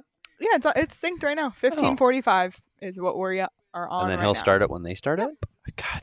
You guys are so... You know what? Behind the scenes, and that's what people want, peek behind the curtain, there's so many times during the day that I will say something to Leah that I'll go, hey, Leo, you know what? We should do this. And Lee goes, yeah, I did like that an hour ago. Ooh, we just got a That was just PD PD sigh. sigh. That might have been the first one. Was that my first one? The first one I noticed. Definitely the first documented one. The Yeah. first documented OG We got you guys. Psy We counter. got the live OG Psy counter on the live watch along. So Wait. Yeah. Yeah. Only one. That's not bad. This late. Shots are 11-11 again. Okay, now it's the Vancouver power play. So here, they are dangerous off the rush too, but we're still looking for that Pettersson shot from that top of that right circle. this is a better view of him going. Yeah, and this that's right way. where he is. So you see again, see how Kraus goes out? When he went out to the defenseman Hughes, he goes out favoring the Pettersson side because he really wants to stop that pass. But that's the problem when you have a power play with so many weapons. You can shade the Pettersson side, but then you give up the shot for either Kuzmenko or Hughes.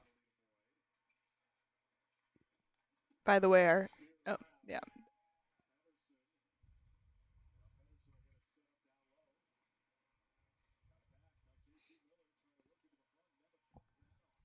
Good to see Nemeth back. That didn't take him too long. Missing Brown still. Schmaltz still day to day. Oh! Ivan! Big save on Patterson. Just like Roman, he needed to get that one up. That's row.co/PHNX. Oh, buddy.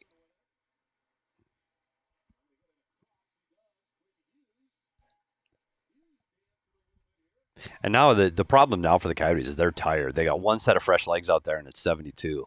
Boydo. Like Boydo, you could see him. He was killing up top. Now he's down below the net. He's the only guy out there fresh legs. Yeah, The like Coyotes are Krause is tired. dying. Look at him. Yeah, they're dying, and they've got Vancouver's been able to make a few changes, so they got 3 fresh bodies out there, and the Coyotes just don't. So somebody needs to make a play because this gets hard. There we go. By the way, Charles, I really respect that you're at a Suns game watching our watch along. That's impressive. That's the definition of a diehard. Truly. He is one of the OGs. Yeah. The OG diehard. Dum Dum says Quinn Hughes looks perpetually sad. I get he plays in Vancouver, Yeah. but dang. It's part of the weather thing there. Like yeah, it is one of the greatest cities ever, though. Love it. Love Vancouver, but we were there one time for 5 days. I don't remember why we were there for 5 days, but it rained for 5 days. Like straight. I think I literally told Emma yesterday, if I lived in a city where it rained all the time, I'd be the least productive person on the planet. It's so hard to do anything. You just want to nap. And then I tell you what, that's how much you miss the sunshine here. Like you I know, can't and wait. sometimes I get sick of the sunshine, but then I realized I'd rather have it this way Yeah. than the other way. Look at Chris just said, this game is going to OT 100%. Please no. Chris, I can't do it again. I can't either. It's happened so much. I almost took that on DraftKings. Like I thought about it too. Yeah. The overtime thing? Yeah. Yeah. By the way, well, Craig's not here. Tomorrow is St. Patrick's Day. And everybody that watches our show knows that Craig's having a St. Patrick's Day party. So I've been trying for 3 months to get out of this, like looking for excuses. Little did I know all I needed to do was get the team that I work for into the next round of the NCAA basketball you tournament. guys, Sean is not going to Sean's the not going to party, Craig's party. because ASU. Yep. So ASU plays tomorrow, right during the middle of Craig's party. So my wife said, is there any way we can get out of this? I want to say I'm sad about it, but I'm not sad about it. Also, I just live bet this game to go to overtime. Did you really? Yes, I did. You're the best live better. I mean, at we'll see. I PHNX. need the Coyotes to win in overtime now for me to go 2 for 2 on those live bets. Yeah. But I mean, it's certainly possible. Craig, I'm kidding. Can't wait. It's going to be fun. He better have green beer, though. I just want to say I am genuinely upset that I don't get to go. No, it's going to be fun. And I hope there's green beer. I mean, I would go to the middle of the desert if Craig and his wife were cooking food for me. That's fair. I told my wife that. And Tara better have green beer, though. So Tara's listening because she always I does. believe Do we talk Craig green beer? said I asked Craig for green beer before I Did knew I you? wasn't going to be there. So I don't know if it's possible. Can you buy green beer at the store? I know you can buy beer in green cans. Yeah, you're going to have to get food dye. I Are drank green beer last year. I've never had it. Haven't It's you? just Oh, beer. buddy. it's just Oh. like beer with food coloring. Yeah. I feel like It's a thing you need to do. People in Buffalo Oh, don't oh. waste their time with the food dye. Barrett Just go Hayton straight to again. the beer. I think would a, really I like think a Barrett golden Hayton lager with green. It'd be the perfect Yeah. green beer. The Absolutely. perfect green beer. Perfect green beer. Barrett Hayton within 2 feet of the blue paint is money. Come on, Barrett, win me my money. Bear it down. Let's not talk about that. Too soon? Too soon. Oh, no, we can talk about that if you want.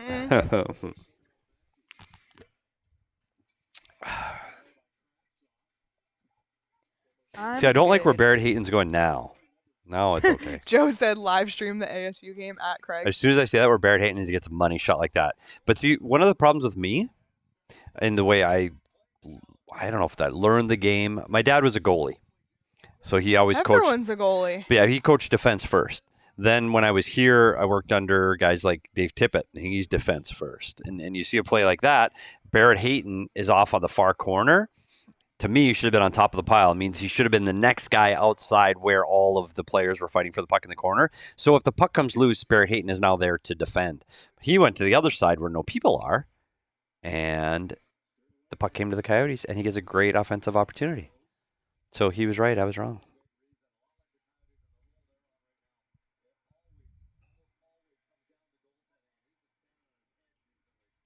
Uh-oh. Ooh. Penalty. Soderstrom tripping. Soderstrom again. Yes, all stems from another turnover. You got to stop giving this team power plays. Like at some point, this team's going to score. Tyler said Hayton over 2.5 shots on goal already. Tyler, I almost took that as one of my bets because he's been like every night he's been getting the most shots. It's always the ones you don't bet. I know, but I I bet him something. I thought I had Hayton something. No, I ended up taking Kraus 2.5 shots. Should have taken Hayton. Sean has. Yeah, look at Kuzmenko. 12 power play goals. It's just amazing. A guy off the radar, nobody knew of, didn't get drafted in the National Hockey League, didn't play here. He's 26. That's the shot we keep talking about, the Pedersen from the top of the right-hand circle. Petey, you should have put no penalties as one of your keys. Oh. Just saying, the over 29.5 shades is looking real good. Next time we get a chance, we're going to talk about a seam pass. And what Damon's getting like real hype over here in the corner off some March Madness. Damon's getting some hype. I know Leah can't relate to getting excited over March Madness. Okay, we didn't need to go there. You should be grateful I haven't gone there yet and haven't gone there harder. Yeah, that's fair. See, I don't care. My kid went to school there. I mean, I'm sad they lost because it busted my bracket, but I'm over it. Because my school's basketball is Division I AA or something. Fighting Sioux haven't been in the Final Four. Oh! Great save. Uh-oh. Uh-oh. Uh-oh. Oh, Prozatov's hurt. Uh-oh. Oh, no. There's Dave. Dave. You were talking to him at practice. Yeah, Dave the other day. Zanobi gave me some fertilizer today because he's got just this little small yard, and he had plenty left over of the weed and feed. There's a little behind the scenes look at. True story. Oh, ow! Underneath the collarbone. Ow! Is there? I mean, yeah, you still have padding there, but it still hurts. It's like a bulletproof vest. It still hurts. It still hurts because it's pressure. And that's a really sensitive and it's part right of your underneath. chest. Yeah, you just worry that it gets up into your throat. That's where you get worried under there, but I don't think he got him under the throat. So he's smiling, so that's good. Okay, he was probably just shaken up, maybe. Yeah, that's the fear, is you get underneath on that throat. They wear that clear throat guard, and you'll see that when they get those kind of impact shots on the clear guard like that, it'll shatter. Well, not shatter, it'll break in half, but that's because it's taking all that, absorbing the force of that shot. It just has to work right once.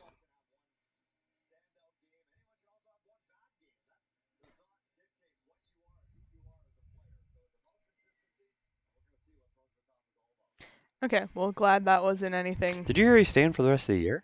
Yeah, we'll talk more about this on the post-game show. With Craig? I thought that was really interesting. But if you missed it, it's on the PHNX Sports YouTube channel, an update from Coach Tournier about Prosvetov's status for the rest of the season. But we'll talk about it more with Craig on the post-game show.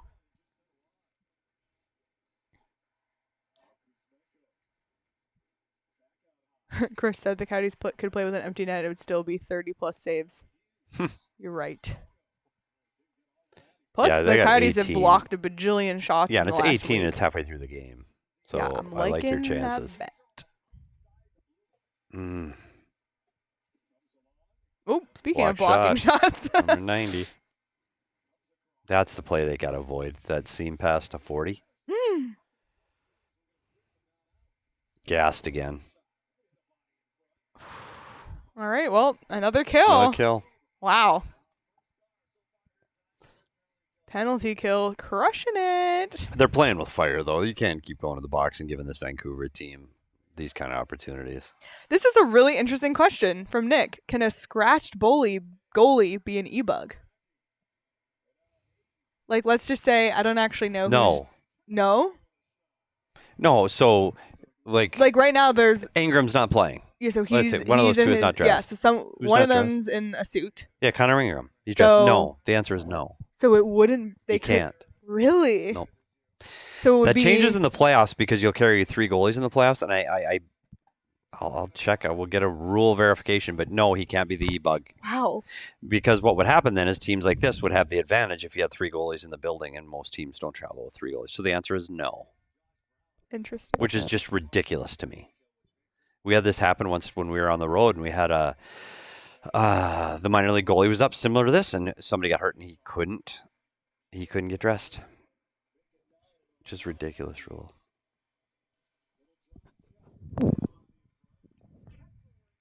Finally, Kessel ring. they're just not getting enough shots. Classic. Okay, we're gonna talk. Are you gonna draw something? I'm gonna draw something.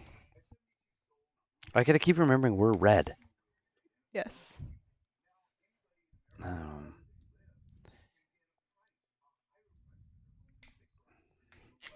PD's puck talk incoming. Yeah, but who do I want over there? I want 43 up here. I'll just put 9 there.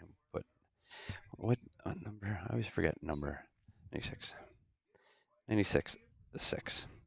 Okay, we talked about on the penalty kill that we've had to do so much tonight. And one of the things we really want to avoid on the penalty kill, the Coyotes are in red, Vancouver's in blue. And one of the things we talked about is we want to keep the puck out of number 40's hands. When you see Pettersson over here, you want to keep it out of his hands. And we talked when we had the goalie show this week, how you want to keep the goalie from moving a large distance from left to right laterally. So the biggest play you need to avoid for the Coyotes is you need to avoid the seam pass. What the seam pass means is when you're making a pass through people. So here you see Fisher here, Krause here. The pass you need to avoid is the pass between two Coyote players through the seam, because for Prosvetov now, he's got to move from here all the way over to here. It's the greatest distance for the goalie to cover. So the play that when you look at the top power plays in the league, they're teams that make the play through the seam. Like you look at the New York Rangers, that's Panarin to Zibanejad. It's to Pasternak in Boston. It's to Ovechkin. You make this seam pass, make the goalie travel a greater distance, gives you the higher opportunity to score. So what the Coyotes need to do is make sure you have your sticks in this lane. And what happens sometimes is this player gets so aggressive on this defenseman that it opens up all kinds of space in between. Or if they're too aggressive on this player, that pass is easier to make too. So look for the sticks to block this lane to eliminate the seam pass on the next power play. Love it. By the way, I think, correct me if I'm saying your name wrong, Antonino maybe, said, new to the game of hockey, I chose the Coyotes as my favorite NHL team during the All-Star break. I've loved watching despite the overall record. I live in Maryland, so I'm grateful I found this community today. Welcome to the family. Wow. We're really happy to have you here. That's awesome. And be sure to subscribe to the PHNX Sports YouTube channel while you're here, and we do a post-game show for every single game. So we're live the rest of this game. And where was Antonino? MD. Maryland? Yep. Buddy, do you know the time zone thing? Yeah, it's 10:30 there. Oh, buddy. Antonino, I'd be asleep. But we're very happy to have you. We yeah, really that's appreciate fantastic. We have a good community here. Everybody's very friendly. Yeah, and I really welcoming. I really appreciate everybody in the chat. He said, I felt like the only Coyotes fan in the world the past 2 months, so this is amazing. Well, you found your people. Yeah. You found your people. Oh, the few, the proud. The few and the proud, and if you become a diehard, join our Discord. Yeah, the Discord is money, by the way. I haven't been in there enough. I gotta get back in if there. you're looking for a college basketball or football team, the Arizona State Sun Devils are like literally a wagon. GameStop during the pandemic, just going to the moon. Oh. Okay, so we have a $5 super chat from Rudo. Rudo said, Is he still alive? I thought What he do got you kidnapped. mean? I thought he got kidnapped. Oh. Wasn't he in hostage negotiations or something? I saw him got locked in a trunk. All right. If people haven't been following that. Rudo said, love the analysis, but how much to sing Defying Gravity? How much, PD? I would sing a part of Defying Gravity, but what's our price? We gotta name our price. $2? Buddy. $6? Nah, I was just gonna say, don't sell yourself No, short. I was gonna say like. Big surprise. The people on either side of me know exactly what Sean that and I are was. the. Sean's like, Did you just Google it? I mean, I don't know what the hell Defying Gravity I is. don't know. I didn't know what it was. But it's Something Wicked. has changed within me. That's my I team. love Wicked. I love Wicked, but I didn't realize that's what it was. So, Rudo, big surprise. $50. Saw Wicked on Broadway, by the way. $50? 25. Buddy, Sean will sing things for free. Well, I mean, He's fired, by the way. Oh, no, don't say all that. No, you're a good singer. Oh, it's Thank 11:23 on the East Coast. I forgot we're in the Pacific time zone now. I know. Jesus. Wow. Rudo, we're just Shout glad. out I'm Biz just glad again. to see you survived the basement, cellar, trunk, whatever the latest thing is. Oh my God, and Ethan is on the Canadian East Coast, so that's the extra time zone. Oh my God. 12:30. Like the extra half hour? I don't understand that extra No, half hour. it's not a half hour. Is it? It's the Atlantic time zone. It's 4 hours. Oh, it's. But there's one. Is there one There- somewhere I in think Canada there that's an is, extra half but hour? that Newfie? makes no Is sense. Newfie the extra half hour? Oh my there's God. Rick Tocchet. Wait. We haven't seen Rick Tocchet all night. Loyal Sif, I'm in Japan right now. It's noon on Friday. Well, we appreciate you watching us all the way Yeah, it's from like Japan. Time travel there. Okay, now on the power play, we talked about this already. So the Coyotes, but here comes the double drop, which we talked about all the time. The double drop pass, freeze. Everybody does the drop pass. Like, I'm so over the double drop pass, but whatever. Freezes the offense, attack with speed. But we need number 9 to get on the other side of the ice. He's much better off his weak side.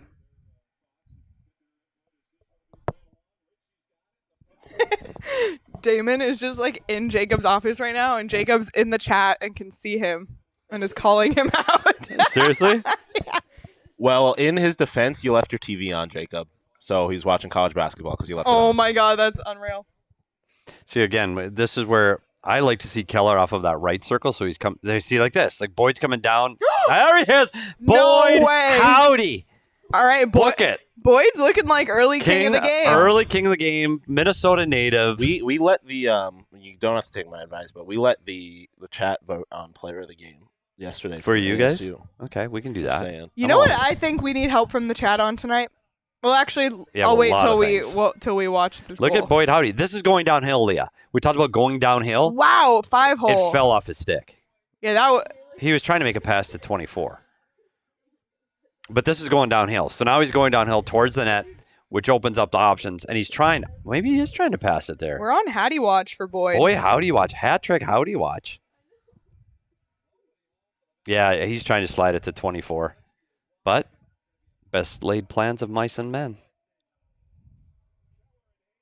Boyd with 2, Keller and Hayton. Hayton with points. over a point, baby. Buddy, You know hit what it? they say. Well, I just need Cash it. Cash I it. just need one more Keller Oh, point. there's DP cash. I need another Keller How point. fire is that? DP with the dollar signs. Where's the little sound effect? Did you do it? There it is. Sorry. Sorry. Look at those yotes.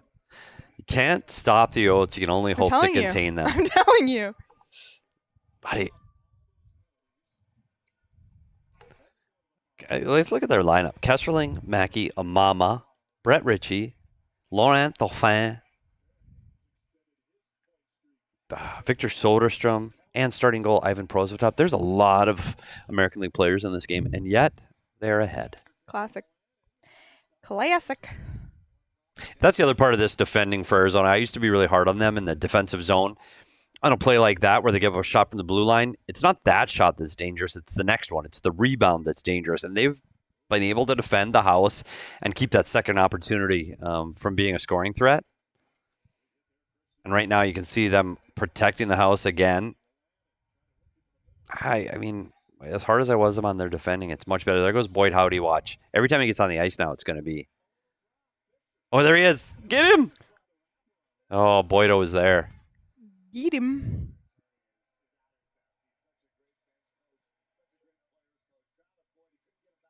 By the way, I love our chat on postgame shows, but the watch along chat's pretty lit.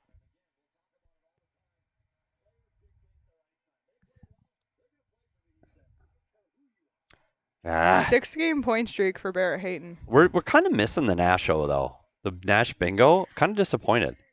Like we haven't gotten enough? Yeah. Yeah. Come on, There's Tyson. come on, Tyson. Is he listening to us, you think? No. Probably not. I think he's a little busy. Busy? He's got to get one more in, doesn't he?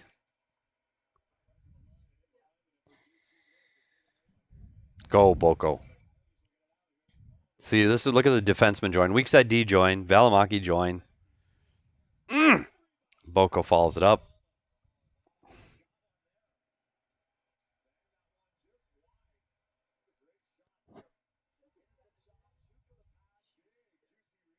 Juicy was, it was Greasy, not Juicy. Oh. Juicy wasn't on there? No, Greasy was. Greasy, been not good. Juicy. That would have been good. Nasho. Let's take a look right there. It is. Dang it. Juicy would have been good.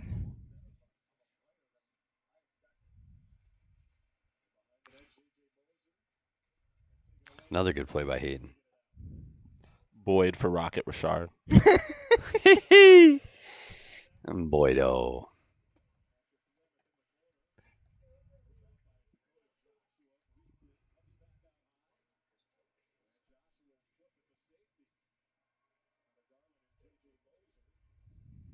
Gee. Other than that little toss-up with Cassian, haven't noticed G all that much. Connor Garland. No. Tonight. And for those of you looking for former Coyote Oliver Ekman-Larsson, he's back in Vancouver with a lower body injury. Bummer. Hopefully he's here for the April 13th. See, look at that play by Keller. That back check play, means coming back into the zone and stealing the puck from the opponent, that is a hell of a play by Keller. Reverse VH. Oh. That's a great play. And that's the difference in Keller's game this year from a year ago. His ability to make plays like that in the defensive zone, he didn't have that a year ago. More of a complete player for number 9. Okay, so here's what we need the chat's help with. Okay, what do we need? So, listen, it's game 69, okay? We've been doing this a lot this season. Sponsored by Roco. Nice. That's ro.co/PHNX. And every game, obviously, when you guys come to our post-game show, you see our thumbnail. Do they know what a thumbnail is? Maybe you need to explain it more than what It a is thumbnail is. the thing we tweet out. It's The thing, picture. It's the picture photo with and the words. the words. So 2 to 3 words. And usually we try to do a play on words or something that highlights the night. And some nights it's hard to be creative. So with 55 people here, I think we can, as a group, come up with a thumbnail idea. Leah, we need to make sure we have a win And a loss. and a loss thumbnail. And the team is Vancouver. So we always try to do play on words, right? Like shooting stars or flame out or singing the blues. So Craig suggested Canucked. Canuck you. Mother Canucker. Mother Canucker. Mother Canucker. I like that. But was that a win or a loss? His? What was his? Canucked. No. I feel like we've used that one before. Yeah, I know. But I don't even, why would we? I don't even understand it. Rudo said, watch along chat is where you get to ask the burning questions like, what's your favorite bad reality TV show? I mean, buddy. Love Island UK. Love Island UK. It's not even a question. Don't even ask, Leah. God. We've got it going on the other TV right here. Trying to catch up to Nail and Liam. That's definitely an English name. Liam and Nail. You just named 2 members of One Direction. Liam and Niall. I was watching a show today from New Zealand, and those were the characters' names. I swear. I love my New Zealand TV. People know that. If you know, you know. Reality TV, I don't watch reality TV. I can beat Bobby Flay. Does that count? Oh, I love beat Bobby I know. Flay. Can they beat Bobby Flay? My mom called me yesterday. She's like, God, another turnover in the neutral zone. Or in the defensive zone. My mom was like, I'm so excited to watch the new season of Spring Baking Championship. Jesus. See, this is when they get in trouble in the defensive zone is when they look like they're running around. And that all stemmed, again, from a neutral zone turnover. When you're making a play from the wall to the middle of the ice, you need to be 100% sure. And so if the other team gets the puck, you weren't 100% sure. So don't make that play. Make the play off the boards or off the glass. We always say off the glass and live another day. Because you can't give up those kind of opportunities in the defensive zone through the middle of the ice. Now that's what we needed. That 72's out there again. He's all around it. He's getting it tonight. Oh, Fisher! He knows you have money on him. I told him today. I talked to him for a little bit of practice. Did you tell him you were going to bet him? Yes. I said I'm going to take you anytime today. He wants to win you money. He said he felt it today. He said he felt good. Go. Look at his feet. I just got my mind blown by Altex. What? He's 22 years old, and he made it fast times at Ridgemont High reference.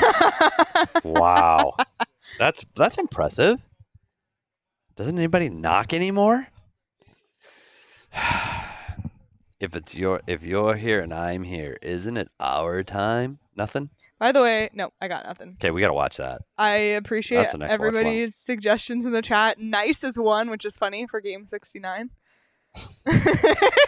Grow up. I love people. that. I love that. Grow up. People like Mother Canucker. Mother Canucker. Charles likes Canucked. Canucking the tank, blatantly asinine. Boyd. A lot of people said Boyd Howdy. If he gets a trick, I think we can go Boyd Howdy. Totally.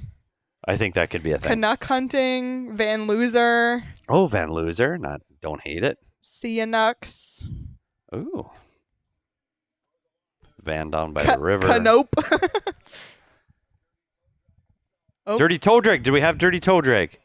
I don't remember. Oh, we didn't have Dirty Toe Drag. How? Oh. Toe Drag. Thought we had another Nasho.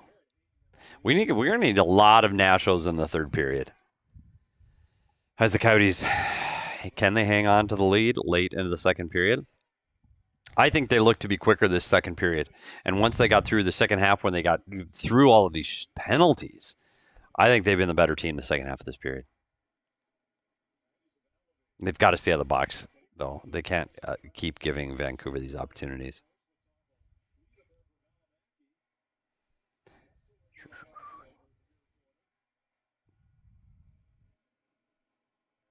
It's another pass to the middle of the ice, but connects. So.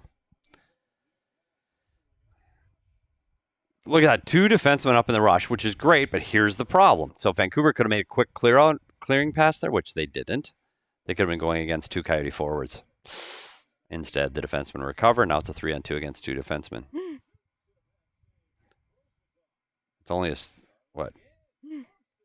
It's only his 20th save now? What do you have, 29? 29 and a half. 29 and a half, so he needs 30. Ooh. 11 away.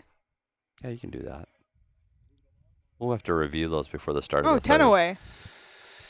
And I'm really, Nasho, I really thought we'd start checking these off. I really did. I got to say that was a bit idea we've had, and I thought, oh, we're going to kill all these. Well, the good news is we can come back. We can do it again. Yeah. It's not just tonight. Yeah.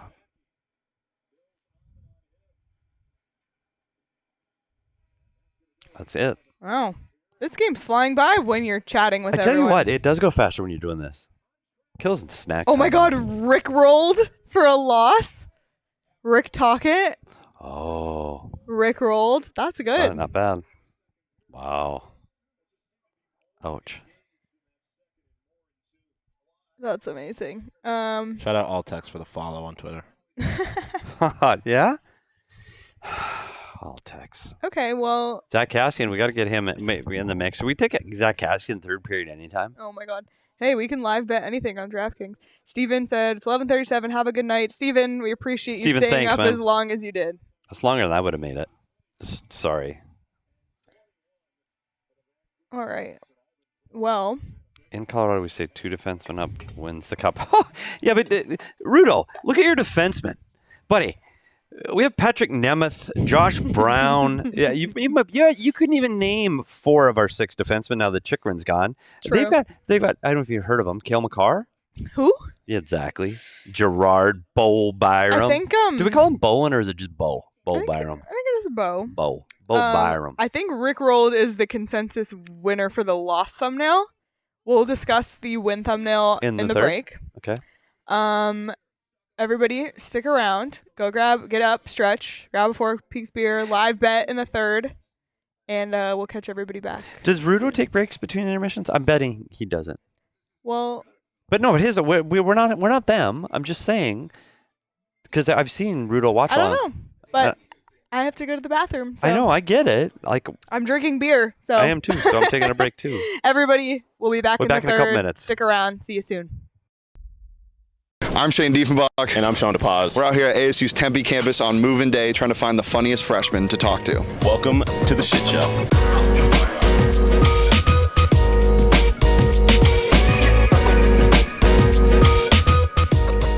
First question, what year were you born? 2004. 2004. 2004. 2003. How old do you think we are? 21. Wow, I'll take that. Like 30. Mid-20s? I don't know. 7 and like 30. Damn. This is crazy again. 27. Okay. And like 22. Why are you always so much younger than me? I think I was older, but I felt like it was a child. If you could create any class, it could be about anything, any topic, what would it be? I would want a class where we could learn how to like do hairstyles and nails. Oh, really? So cosmetology school. How about like inspecting clouds? About Playboy Cardi and wow. We love that, the culture. Like window cleaning, but like really up high. It'd be about like stick collecting. A class where we can sports gamble. Brother. Use that promo code PHNX when you sign up at DraftKings Sportsbook. Get a $1,000 risk-free bet instantly, no matter what, after you make your first deposit. 21 plus only though. Yeah. So wait a couple years. What is the weirdest thing that you brought with you to your dorm? The Winnie the Pooh blanket. Oh, I did bring a stuffed animal. What is it and what's their name? Its name is Strawberry. It's a dog. I brought my Squishmallow. I brought like a decorative pillow. Like a throw pillow? Yeah. You're gonna thrive here, kid. What is the biggest animal you could kill with a sword? Oh God. A giraffe. A giraffe. A rhino? I don't know. That's a rhino? No. Oh my. Moose. A lion. Eagles are pretty big, right? Sun Devil Country. Let's ride. Bye, Jonah. Bye, Jonah. I hope you find your class. No, you didn't. Yes, we did. Come on.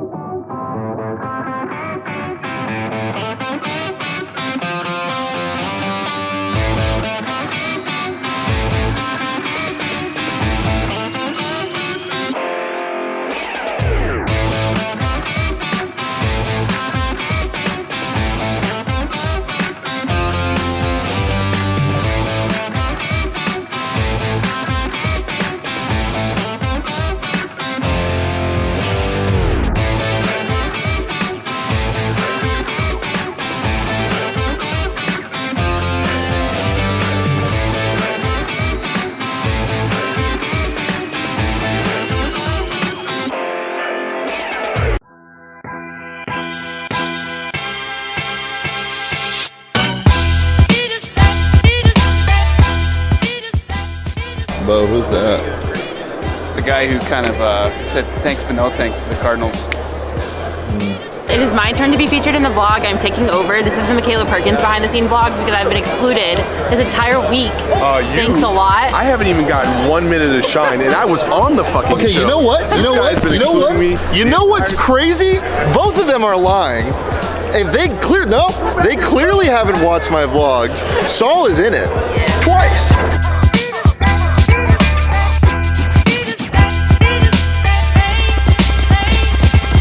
One more show. One more show. And one more vlog. Hopefully the final vlog, am I right?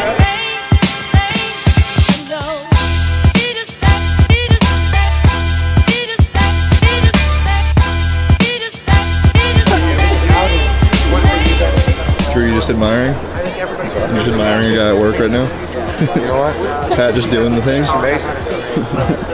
I'll grab you one more photo over here. Who is this again? Johnny Venerable. Johnny Venerable. Yeah. Where's he at?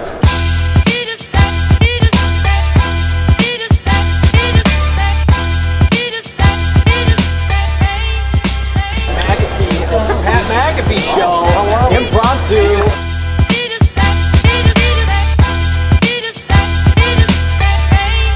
Appreciate you. PHNX. I'm gonna get out of here. See you guys. Hell of a week. Congrats to Phoenix on hosting incredibly. All right, Mac. How we doing? I'm doing great. I'm a little worried about my karma because I had to box out Drew Brees to get Pat McAfee on the show. So I'm a little worried that's going to come around and haunt me in a couple years. But other than that, I am alive against all odds. I didn't think I'd make it to this point. I thought I would have been passed out down on the ground, but we're here. We made it. It's a wrap. It was a dope ass week. It was so much fun. Great content, and I just love this team, you know? All the adjectives you can do to describe it don't do it justice. So all you have to do is like watch all the video content that we got that was edited and put together. Just a couple buddies, couple best friends. We all wear our hats backwards now, and we're a gang, and that's how things happen. You have moments together like this.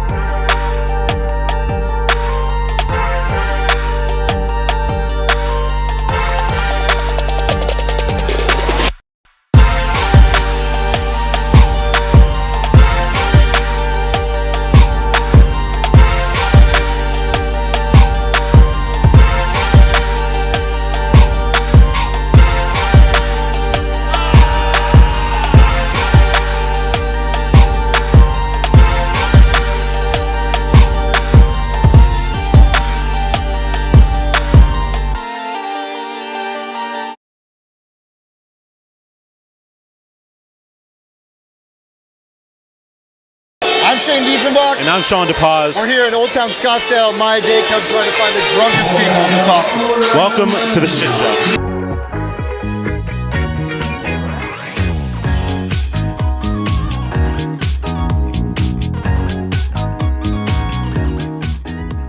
What is the weirdest place you've ever woken up? Weirdest place I've ever woken out. I've done push-ups in a bathroom. No. Woken up. Oh, woken up. I've woken up in a bathtub. South Africa.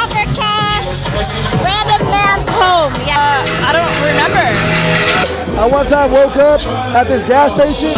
My car. Someone's room that I don't remember. Like you look around and you're like, oh shit. I ended up waking up underneath the sink of our hotel room. On a balcony in Colombia. Have you ever been arrested? I haven't, but I've come close. Almost. Never. Yeah, DUI. Define arrested. Unfortunately, yes. Would you tell us what for? Possession. Yeah. Respect. Do you have anything you want to tell the people? Sacramento, what's good? We in Phoenix, reppin'. What's good? Bar Squad, let's go. Fuck bitches. Get money. Say that shit, bitch. Peanut butter and jelly for the win. Come to Scottsdale, Arizona. It's fucking lit here. I love you all. Pro, fucking free abortion for women everywhere. Thank you. We love women's rights. My 57th drink at Maya Day Club.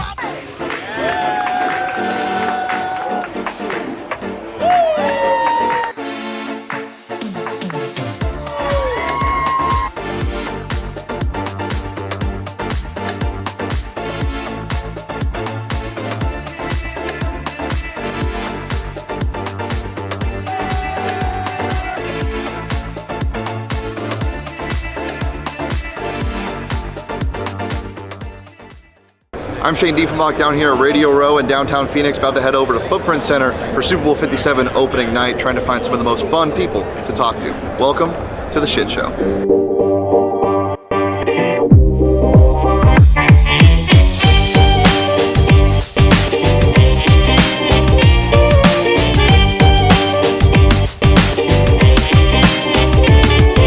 I know it's not you because there was a tweet that surfaced of yours about having a crib in your closet, right? Who's got the worst drip on the Chiefs? Worst drip? Oh, man. I don't know. It probably would be me, honestly. I stay out of that. Fair enough. I'm gonna pass on that. Dallas Goedert got the worst drip. Oh, gosh. It's got to be a long snapper like myself. I don't know, man. You can't really do that. Who's got the best drip in the NFL, man? Probably Jalen Hurts. It's like everything he does is cool, you know? It's unbelievable.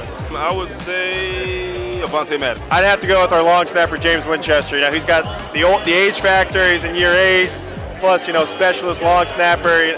He's dressing more for function than style. Oh, man. Probably me. Really? I mean, probably. I don't know. Like, there's some pretty good dressed guys around here, man. I feel like we can't even put that on nobody on it. Our team can dress for sure. I'm gonna say probably Night John. NJ, that boy's drip is just go Leo. He's pretty bad. Who's winning a fight, a grizzly bear or a silverback gorilla? Definitely the grizzly bear. Yeah? Hell yeah. Why? One, because it's going to maul you. Yeah. The teeth, the bite power, and the pure strength of a grizzly bear. Now, a gorilla's definitely more athletic and agile, but it's not taking down a bear, bro. Like, it's not doing that, bro. It's not doing that. That's a hard one right there. I'm going to say grizzly bear. What's the terrain? Let's say just plain field, grass. Body weight. Equal? Equal, yep.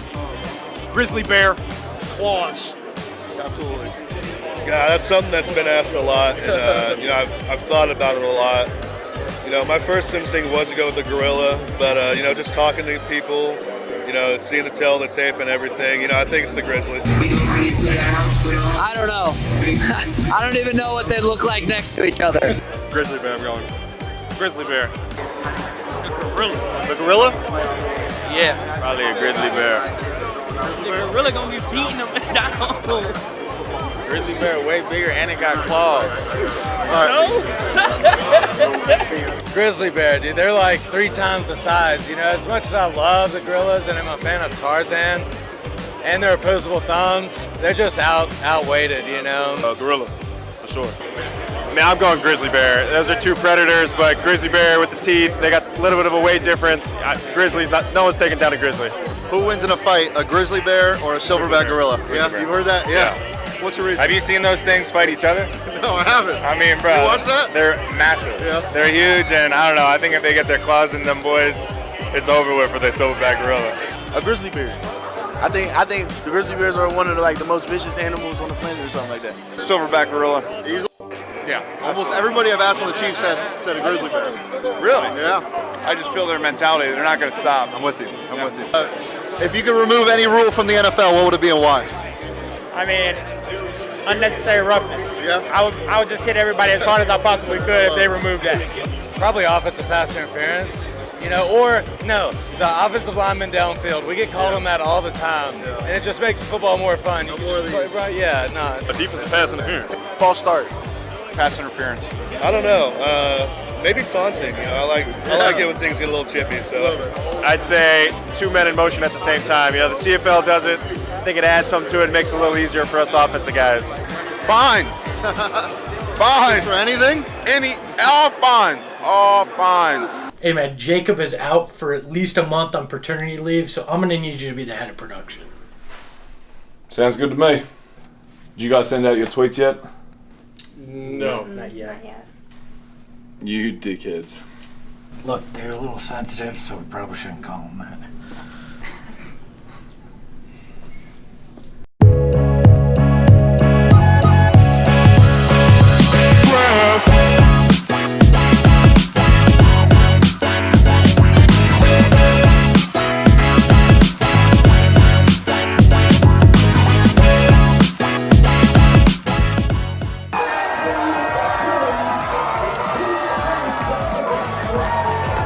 I feel great. In February, we speculated here at PHNX Locker, so we speculated we did that Hollywood Brown potentially becoming a member of the Arizona Cardinals. Tonight, April 28th, live answers came to fruition. Approximately 10 hours later.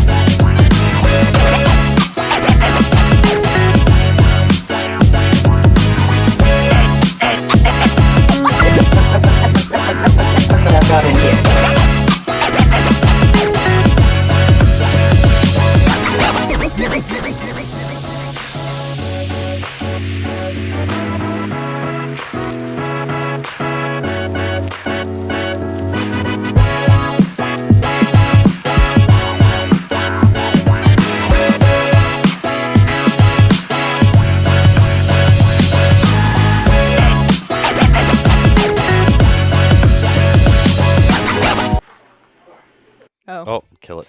All right. Wow, watching that brought back memories of that Yeah. fight. That takeover was so freaking Last fun. game of the year, that big comeback. Remember they were like down 5-1. That was one of like the best hockey games I've ever been to. And what a great way to cap off the Heel River Arena era, by the way. With a bunch of original OG diehards. And it was funny seeing Josh in there because Josh is now officially signed with the Coyotes to turn pro. He'll report to Tucson for his first game this weekend. And then Biz was there too. Biz was there and he was here. And he was here. So it just, that really came full circle. Yeah, it was awesome. Really cool. Curious to see what happens with Josh Stone down there and how big of a transition that is from college in the NCAA to playing with Tucson in the American League. Because that's a team that's been playing together all year, on the verge of a playoff spot. So curious to see how it fits in. Yep, absolutely. Well, we're about to drop the puck for the third. We need a lot of bets to hit this period. Yeah. I was going to check Lawson Krause's shots on goal. He has 1. That's not enough. It's not enough, but it's I not need 2 impossible. more. I need 2 more Lawson Krause shots. Can we pull up our bets really fast, Sean, just to see where we stand? The Prositov saves is tracking for me. I just need 1 more Keller point. Maybe I need a Keller power play How point. about a Keller assist on a Hayton goal on the power play? Yes, and I think we all 3 are loving that one. Coyotes, They're due on the power play. Coyotes Let's go. plus 1.5 is looking good for me.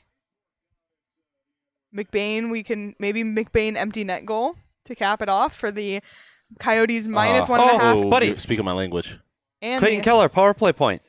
I got it already. Oh, yeah. Buddy. Yeah, it was on the yeah, he was on the boy goal. But I The still, boy goal. but I still need a point for 1.5. So I got 2. Let's go. LFG. I got 2 of them already. Let's go. 2 for 5. 2 for Even 5. if we all do it, it's pretty good. Yep. Especially when I was plus 375 on the Boyd. Anytime he's got 2. Who knew? So what do we look for in this period? They got to stay out of the penalty box in this period because at some point it's going to change. The tide's going to change. They're going 0 for 5 through 2 periods. They got to stay out of the penalty box in this period. That is an absolute must. They need to maintain possession of the puck better inside their own blue line. They've got to stop those turnovers, and they need to get the puck to the net. I still don't think they're out shooting Vancouver through 2, but I still don't think they've had the better of the chances. Yeah, fair enough. Prosvitov's been really good tonight, by the way. He deserves a shout out. See again. Power play. Beauvillier is going for a hold. I thought they got the Coyotes for tripping, but I was like, he just fell over him on the ground. But that was not the call.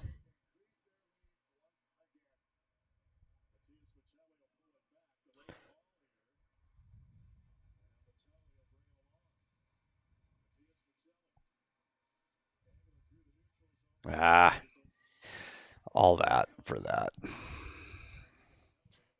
Karen said, saw Hayton's 12 for 12 in the face-off circle. Oh, Wow. that's incredible. And he's a kid that, I remember when he first started and he broke into the league, that was one of the areas of the game that he struggled at.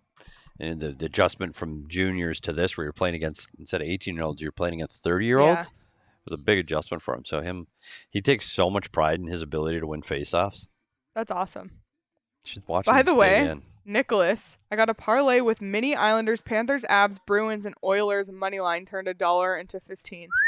Things you love to see, Nicholas.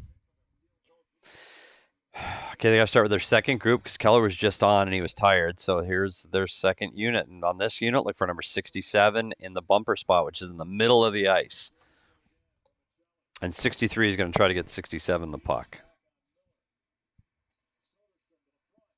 Oh, I called it. Oh my God, you literally what the hell? How'd it go, Krauser? Money. That's another shot on goal. That was a hell of a shot by Krause. What did you have? What did you? I just have that Coyotes minus 1.5. Oh, yeah. Also, I wish McBain had gotten a tip on a piece of this. True. See, where's Demko going on that one? He is so out of position in this. I think he bites for sure. He thinks the pass is going to McBain. Like right now, he thinks he's going back to McBain, so he pushes that way and leaves it. That's an empty net for Krause. That's too easy. We just need one more Lawson Krause shot, by the way. I told you it was possible. Yeah. And if we do rewind the tape, I said they need to get the puck to 67. Yes. Pretty sure I said that. You did. Okay. I don't even need to rewind. Okay. I remember Yeah, because your it memory? was so Your short-term close. memory? It was so close to the goal. Well, now it's imperative they stay out of the box. That's 2 power play goals for the Coyotes. You've got to stay out of the box. There's no way Vancouver, 0 for 5. They're not going 0 6 7. I mean, maybe they will because the kill's been so good. But this is, again, the Coyotes just, who's up next? Who's up next? If you look at the guys on the ice right now, Cassian, Boko Amama, Laurent Dauphin, Mackey, and Soderstrom. Wait, really? Show that lineup to someone in Toronto and say, who do you know? Who do you know here? Yeah, they'll say they know Zach Cassian because he played with Connor McDavid. But the rest of them, what a save by Prosvetov. We're up to 23 now. And that's one of the things when you talk about this goaltender Prosvetov, one of his strengths is his can I say that word? Athleticism. He's unbelievably flexible. You should see this kid working behind the scenes. Like when in his warm-up routine, he does the splits, and it just hurts to watch him. Flexibility is next level. By the way, who outdrew the Coyotes said, it's midnight on the East Coast. Happy St. Paddy's Day, everyone! Jesus Christ.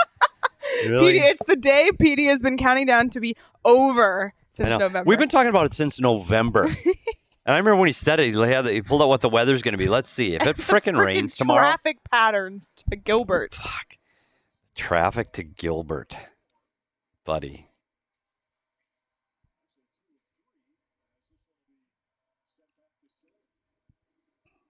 Yeah, Boyd Howdy. Now we need a Boyd Howdy Hattie. We do.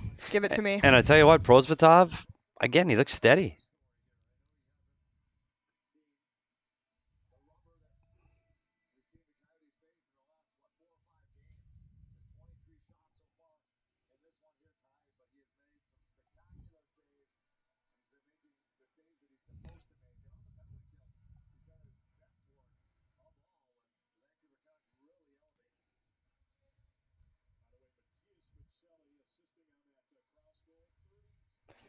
Oh, didn't somebody have a Michelli? I think I did. You did. Michelli anytime point. 30-second assist. Didn't I have Michelli anytime point? Yeah, I did. So I'm 3 for 5. Wow. Where's the little cash it? We need the little sound. I'm 3 for 5. And I have Coyotes money line. That would be 4 for 5. And I just need Lawson Krause to hit one more shot on goal, and I would be 5 for 5. Love it. Do that hockey. Cash it, Petey. Look, you're green for St. Patrick's Day. Can't, buddy. Oh. Yeah, I'll wear green. I'll be. You don't want to get pinched. Come on. I know. Yeah. If I go 5 for 5 live on a watch along, I'll be pretty juiced about it, by the way.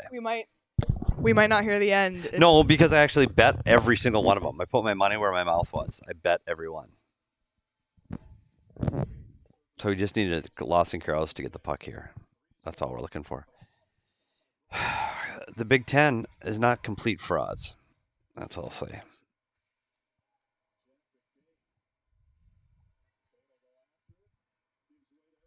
By the way, we have the Coyotes game in the middle, and then we have 4 basketball games. Well, actually, now it's just 2. Now some house show is on the third screen. Yeah. We had a lot of basketball going. A lot of. That's why Damon stuck around. So I know. He wasn't. The house show? No. Just maybe you're modeling. I don't know. AJ said, "Stop looking so comfortable." OMG. AJ, these are unbelievable. Listen, this is every night here. This is literally. This is why Petey and I don't go to the games, and we make Craig go. Yeah. Because this is way more. Because honestly, there's very little difference other than the lights are on. Like this is it. This is more furniture, chairs, beer, and PD explaining everything that happens. It's true. Usually, PD and I swap seats. Yeah, I'm just using that for one. the record, but it was better for the PD's puck talk. Way more conducive having the whiteboard in the middle than on the outside. We'll have one more PD's puck talk today, and then we can put them all together for a bit. Mm-hmm. That's an edit. There we go. Supplemental content. See, Espo, I'm still working. Work. What are the chances they're watching? 0. They're at the Suns game. Am I totally pushing Pete? What does that mean? Don't worry about it. It's a song. It's something that nobody really says anymore. Okay. Sorry. AJ said, "K, we're doing the draft in Arizona. See y'all soon. Come on down." Although I don't know if you want to be here at the end of June. Just saying. Although you were here in August or September, AJ. Yeah, so remember AJ was hot when AJ was here that one time. yeah, in September. We got the better studio now, though. Yeah. For when AJ. Yeah, AJ, you need to come back. When Megan and Jesse came down, they were loving it. They were in the A studio. We're big time now.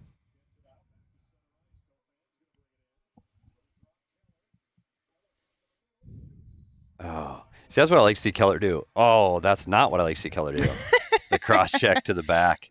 But again, we talked about the bite in Keller's game. That's, again, two things he did on that play that he wouldn't have done a year ago. One, he drove the middle of the ice, and he tried to get between the two circles, which we call the house, or the slot area of the ice. He wouldn't get to that area. So that's one thing. And the second thing, where you saw him get pushed off the puck, he went and gave a little shot to the Vancouver defender, and that's something that he wouldn't do a year ago. He didn't have that bite to his game, and he's just a different player right now. He's got that little bit of, I don't know, goal scorer desire that we talk about, the dog on the bone, and that's different player than we've seen from him. As they say, Petey, he's got that dog in him. I'm sure you get that one. Yeah, I do. Really? No idea. Yeah, that's what I thought. What's that from? Is that a song? It's another meme. Is that the meme? Mm-hmm. Oh, in his heart. And it's his heart. It's a dog face. Yeah. Yeah, I got it. Look at you. Seen it. I knew a meme. I didn't know what a meme was, but yeah, I remember that. Yeah, got it. Now, here's where you got to play mistake-free hockey. You're under your second half of the third period, and this is where you got to make little plays. So everything's got to be, like, you can't, like a play like this. So Mosier's now diving in as a defenseman. That puck's got to get behind the net. So that was the good play. Instead of trying to make a play to the middle of the ice when he's the defenseman as the last man back, we need 67 on the ice to get one more shot. 13 minutes. It can happen. That's offside.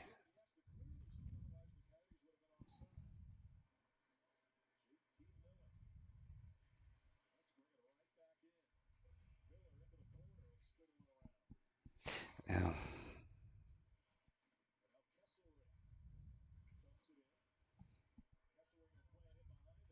See, I thought that was a turnover again. I was concerned. Yeah, he can't do more than one because he had that turnover that led to the first goal. Oh, tried too hard to get it. See that? What did I want him to do there, Sean? Shoot. Did you guys see the picture I sent you earlier of the one more extra pass? I think it was a New Jersey jersey. Yeah, with number 49. 49, and it said shoot. We need a Coyotes version of that. We do. Because that's another. Again, Michelli makes the great play to McBain through the seam. Great pass, but we've already talked about his elite passing ability, right? So he makes the great play to McBain. McBain wants to do that and follow up that great pass with another great pass, and so he tries to go through the other seam and tries to get the puck down to Lawson Cross down low. Get the puck down to Lawson Cross down low is to shoot the puck at the net. Let Lawson Cross get tipped, screen, rebound. Yeah. That's where I'd like to see another puck go out at the net. And those little opportunities, if you miss one, you miss two, you miss three of those little opportunities, and it ends up being a big deal. Yep. And now the basketball game apparently is now over because they're invading us. There they are in the background. I don't know if it's over. It's just almost over. There it is. There's that. See, this is the way hockey gets treated around here. Like, it's now they go into the big studio, the fancy studio. Like, they get the caviar. Petey, we like where we are. We like our studio. That's probably you should see what we got going. By the way, can you throw up the bets in this commercial? Oh yeah, we're crushing our bets. So these are Petey's bets live. If we could see them, I'll show you. So we got live. Okay. I'm 4 for 5. Look at that. I'm one shot away from 5 for 5. Wow. I need a Lawson Cross shot on goal. Wait, I have been awful in my bets. Have you? In general, yes. By the way, I like doing this watch along. I didn't think I would. This is great. Yeah, it is. It's fun. We haven't had a lot of luck with the Suns. I think we're 1 for 1. I apologize. I've been out at the arena. What's the score in this one? This one, the Coyotes are ahead 3-1 late in the third. So they don't understand the assignment. They do not understand the assignment, and they're actually playing really well. Rick Tocchet is not happy. I tell you that. How are the Suns playing tonight? They are playing down to their competition. So okay. They're the opposite of the Coyotes right now. Yeah. we got a Lindsay appearance as well.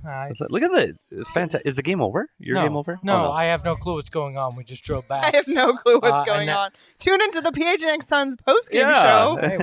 And they'll fill you in. Oh, yeah, you'll know about as much as we do. Let's You can see. tell us what's going on in hockey. It's 106, 101 with 4:39 to go. All right, I should probably go watch that. So I we will can talk say this, about though, before you leave, Espo. I don't know if you saw the start of our show. I'm surprised. You should be while you were at the basketball game. You should have watched. Did you see how our show started tonight?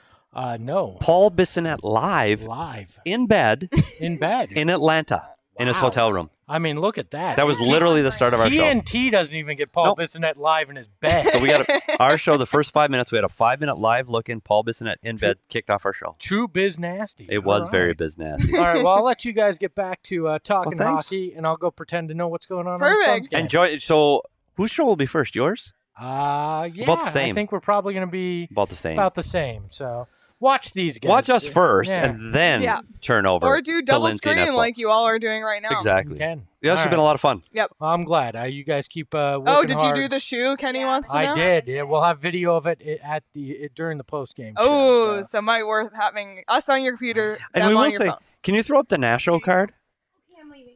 Okay, Lindsay, thanks for stopping in. We got another There's one? the Nasho card. No, we didn't get one. I'll put it up. But did you see what he did for us? I heard. Can we show the video? Because we haven't got to play it enough. Yeah, let's play it again. Hey, Coyote fans, it is bingo time. It's bingo time live from the rink. And What I'm wondering is, where is that phone?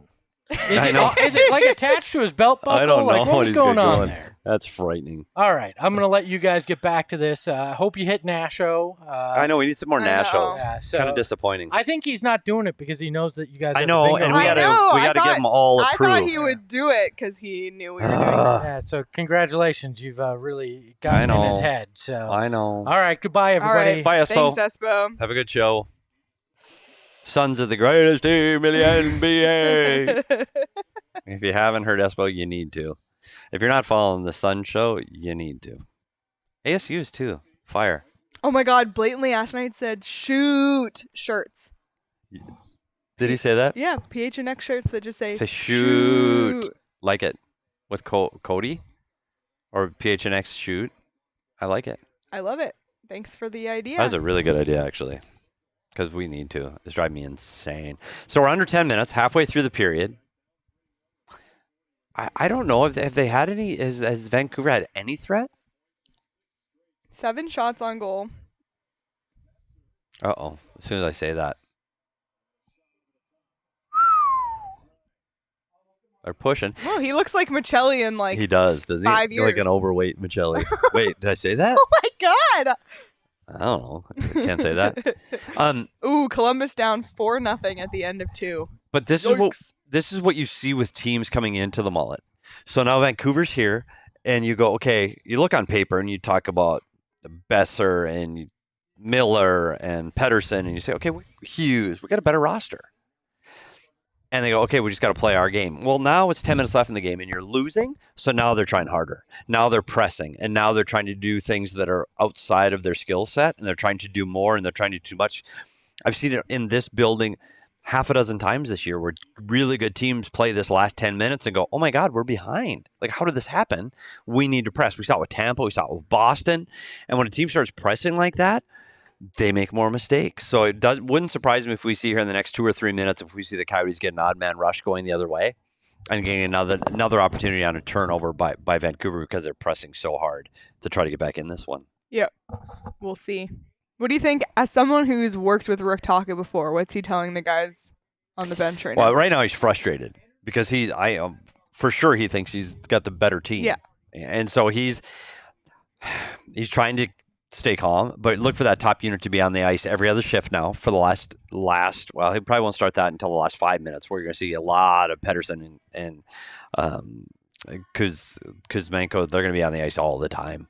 But he's going to talk about one of the things people don't know about Rick Tocchet. He likes to coach from the defensive side too. So he's talking about not giving up anything else. He's going to say, let's not give up anything in our end, and the other side will take care of itself. So I think he's going to talk more about not having those turnovers in his defensive zone, no more defensive zone breakdowns, and the offense will take care of itself.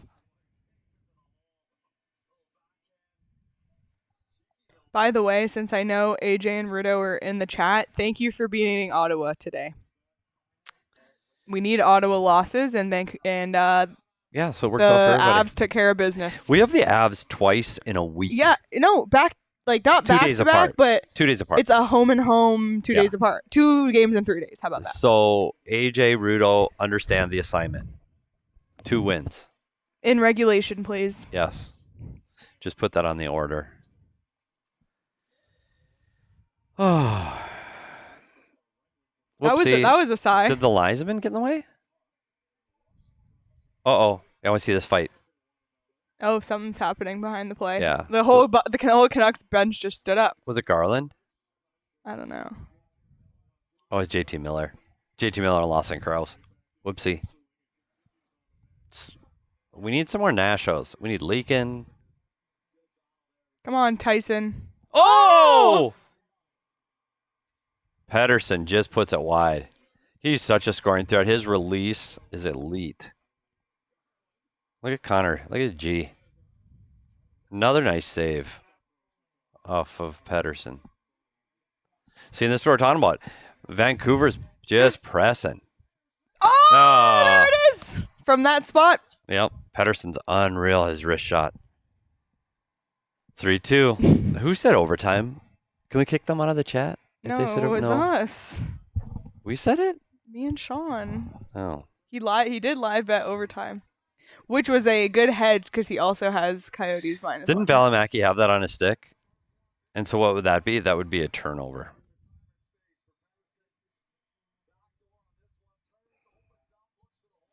That's unreal. There were so many bodies in front there. Oh, no. That's what it looked like from the other angle. Never mind. But again, it's off that first shot that Pedersen, and he has a great save. Valimaki gets the puck on his stick, and he's got Beauvillier on his back, and he turns the puck over. And that's where we said that those little mistakes. So Valimaki has the puck on his stick as he turns up ice. There's only one play when he feels that heat, means he feels that pressure coming from behind. When he feels Beauvillier on him, we call it on his hip pocket.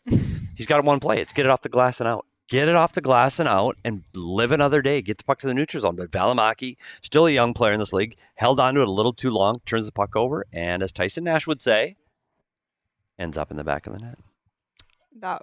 We already got that on the Nasho card. I know. Really disappointed on the Nasho card. We might have to carry that over to the next game. What is the next game? Saturday night against Chicago. Oh, yeah. It's an all-city weekend for us. Oh, my God. Chicago and Colorado. Or a week, I guess. Yeah, all-city week. He didn't say big man yet? Big man. Big man. By the way, earlier they shot it was kind of a close-up of Prosvetov's skates, and I noticed the skates that we learned about yesterday. Like all these things that I'm noticing. Yeah, you're learning. You're learning. AJ said Valimaki has solid underlings. Has he been solid this year so far?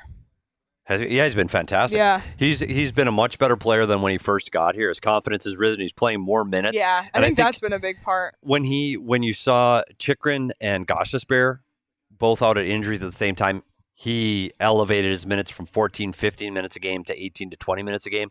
And since that point, he's been a much different player. He's been phenomenal, AJ. Like he's definitely going to be a top 4 for this team for years to come. And when I talk about elite defensemen and you look at the Colorado Avalanche, I mean, it's not even fair, like what they have on the back end. So we're not talking about that kind of elite, but we're talking Arizona Coyote elite. So is that fair? That's absolutely fair. That's a fair statement. I think that's a good assessment.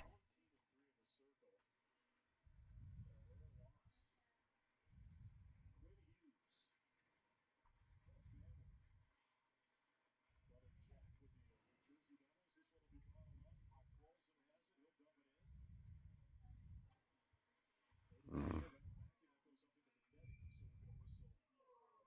6.5 minutes, 1 goal game.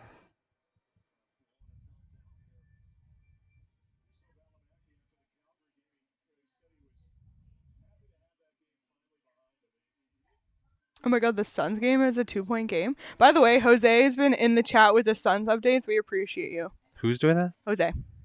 Oh, right there. See, you're so dialed into this whole. I'm trying to watch the game. Yeah, it's a generational thing because I'm used to having multiple screens. Yeah, it is. It's that same look again. Ooh, you know what?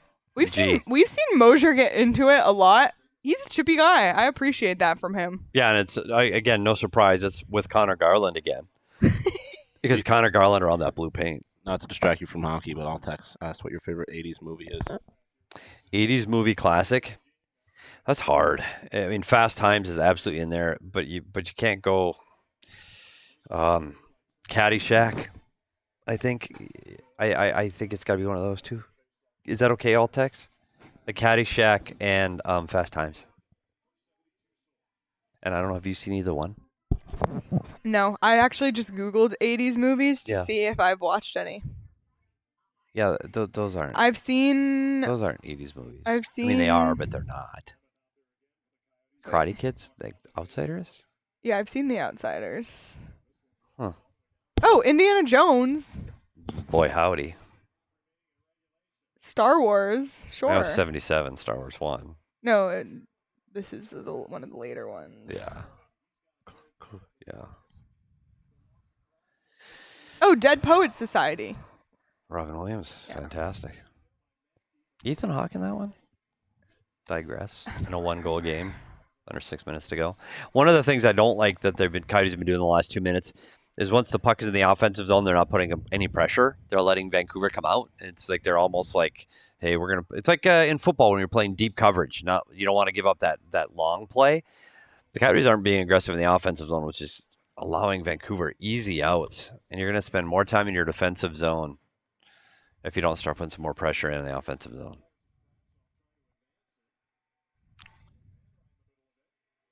And I think you got to start seeing. You're going to start seeing more Pedersen again.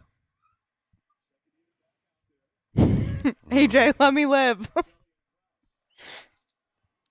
I've seen plenty. I just couldn't compartmentalize what was the 80s. I know, look at AJ. That is before true. my time. Yeah. I was born in Look at How many times have you seen that look on the bench? The By the Rick way, Tocchet one? two bald men behind the I benches know. tonight. I know. Things you love to see. Wow. That Rick Tocchet grimace.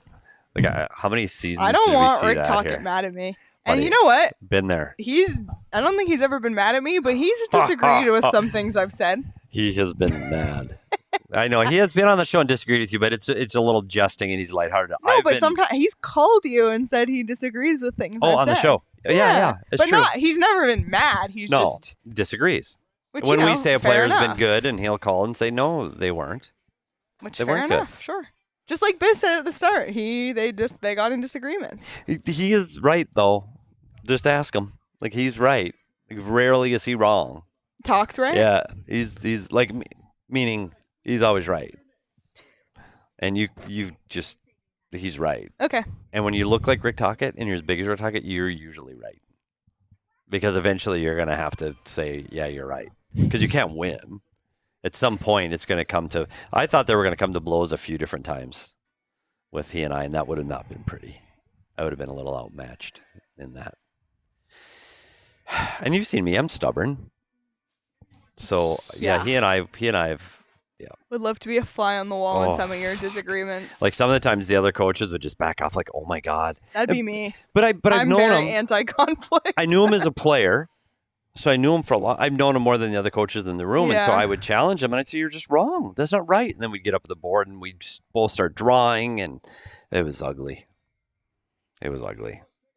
But I enjoyed those kind of debates. I do miss those. Boyd Howdy's been hot.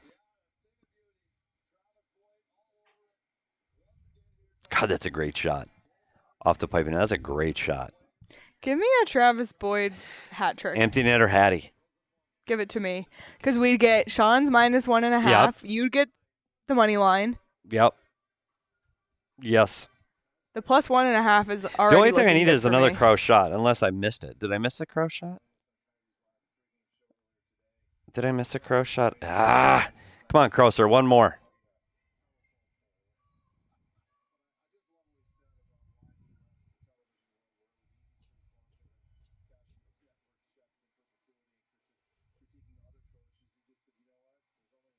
I like Espo just casually hanging out in the back of our stream on the couch. Craig just sent us a link 9th overall NHL draft There you go. picks. There we go. Let's see who has been drafted 9th. I know it's in jest.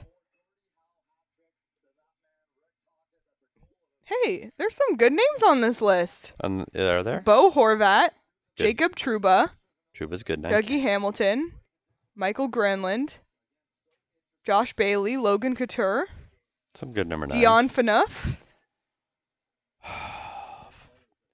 So the John Coyotes. Slaney, He was at number 9? Ron Brindamore, Cam Neely. That's some Listen. really good number 9s. Let's go. Still, good karma. Good But Coyotes with karma. a win, Coyotes jump over. Well, not jump over. They tie St. Louis and Vancouver. Did you know that? 2 teams. They're going to pass over 2 teams today. I don't know. They're back there. There's Saul making his entrance. Oh, yeah. Wasn't Dylan Gunther 9th? I think so. I'm just watching the standings. 1, 2, 3, 4, 5, 6, 7, 8, 9. They're going to be 9th after tonight. That's incredible.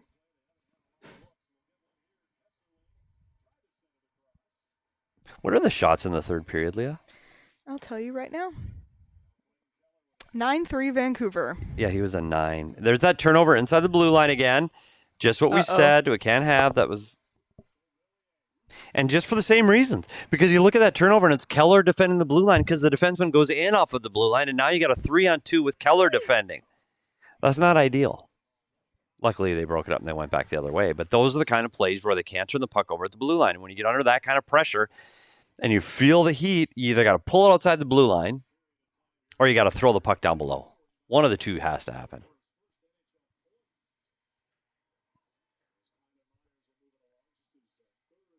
Can they hang on for the final Sabres 3.5? legend Tyler Myers. He was a legend, wasn't he there?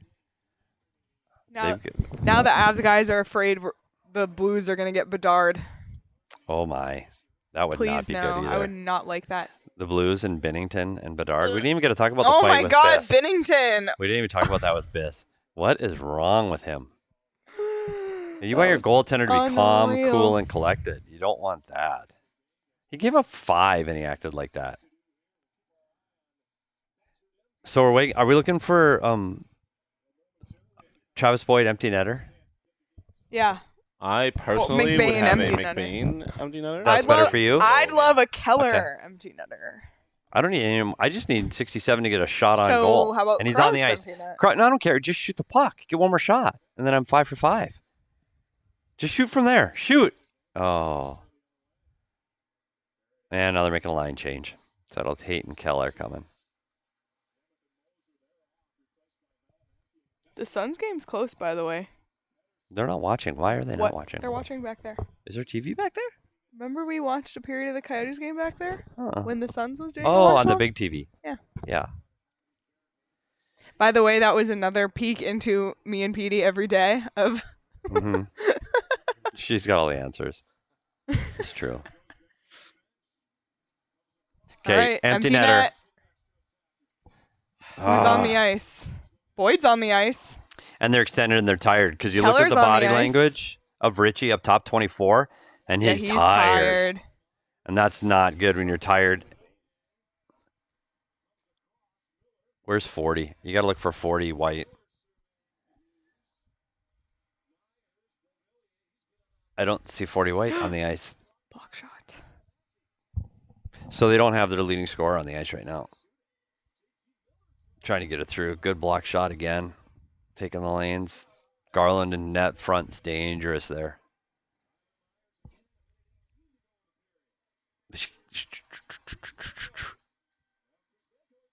Oh, they just couldn't connect on that. It was Garland to Miller. That was a hell of a play. So right now, Pettersson on the bench is just losing his friggin' mind because he wants to get on the ice.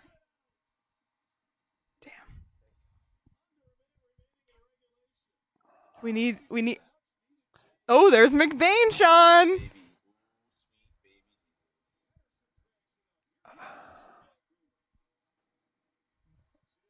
Hard. Fisher's on the ice too, Petey.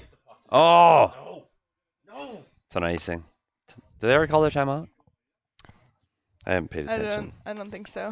I'm really disappointed in the Nasho. That means McBain stays on the ice, though.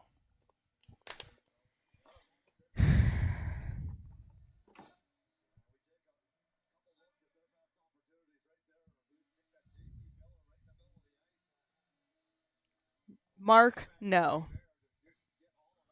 No. Don't say anything, Sean. Okay, he was.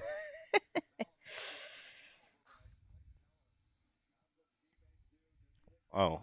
Well, you didn't want me to address Mark's I comment didn't. about how U of A got knocked out in the first round of the tournament by a 15 seed? Nope. I'm All good. right, I won't acknowledge it then.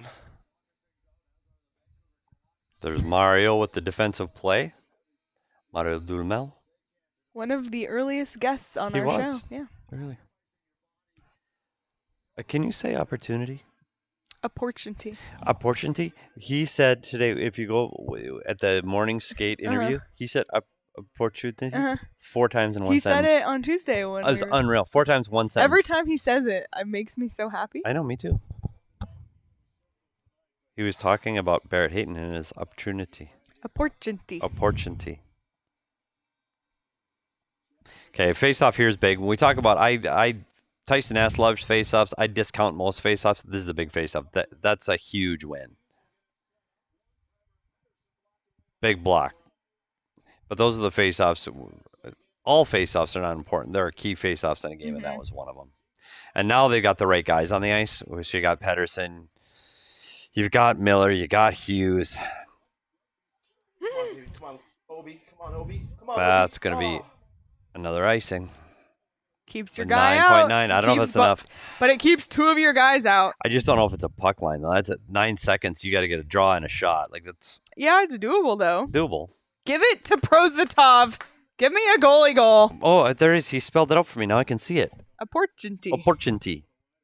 Thank you, Nicholas. Now I get it. That was Charles. Opportunity. Oh, and Charles. Do I think I could take Sean? I know I could take Sean in a face-off. Oh, no, you can skate, can't you? Oh, if you can't skate, then you can't win a face-off. Oh, that'll do it. And that's going to do it. So, with 2 seconds, 1 second, Prosvetov wins his second straight. I don't know if I should be clapping because I don't. You know what? I hit 4 out of 5. The only one I didn't get was the Kraus, so I did great. That's unreal. Prosvetov, second straight win. I got this team. I got the Prosvetov saves. I got first goal. I was 3 for 5. That'll go. 3 for 5 is good enough. I'm annoyed. What did you get? He got Yotes money multiple. line. I got Yotes money line and Barrett Hayton over half a point. But if McBain had hit an empty netter there, I would have gone. Oh my God, perfect. plus 330. Yeah. Yeah. Bummer. They would have had it all. Well, I would say for our first watch along of the 22-23 season, I would mark this as a big success. I love this. I This wish was a Nasho blast. would have come through. There's still time. We'll save it for the next Yeah, one. we'll save it. Nasho will rear its ugly head again because it was phenomenal, and we want you to watch Bally Sports Arizona to see Tyson Nash as he follows this Arizona Coyote teams through the remainder of the season. But 3-2 win. Mullet Magic continues. Boyd Howdy continues. And what else will continue? The point streak? This show in about 5 minutes. I was not ready for that. Yes. Join us on our post-game show. Literally, probably in 10 minutes. We'll break it down even more. Oh, Howler is riding a leprechaun. I'm wearing that to Craig's house. I'm going to drop our post-game show link in the chat right now.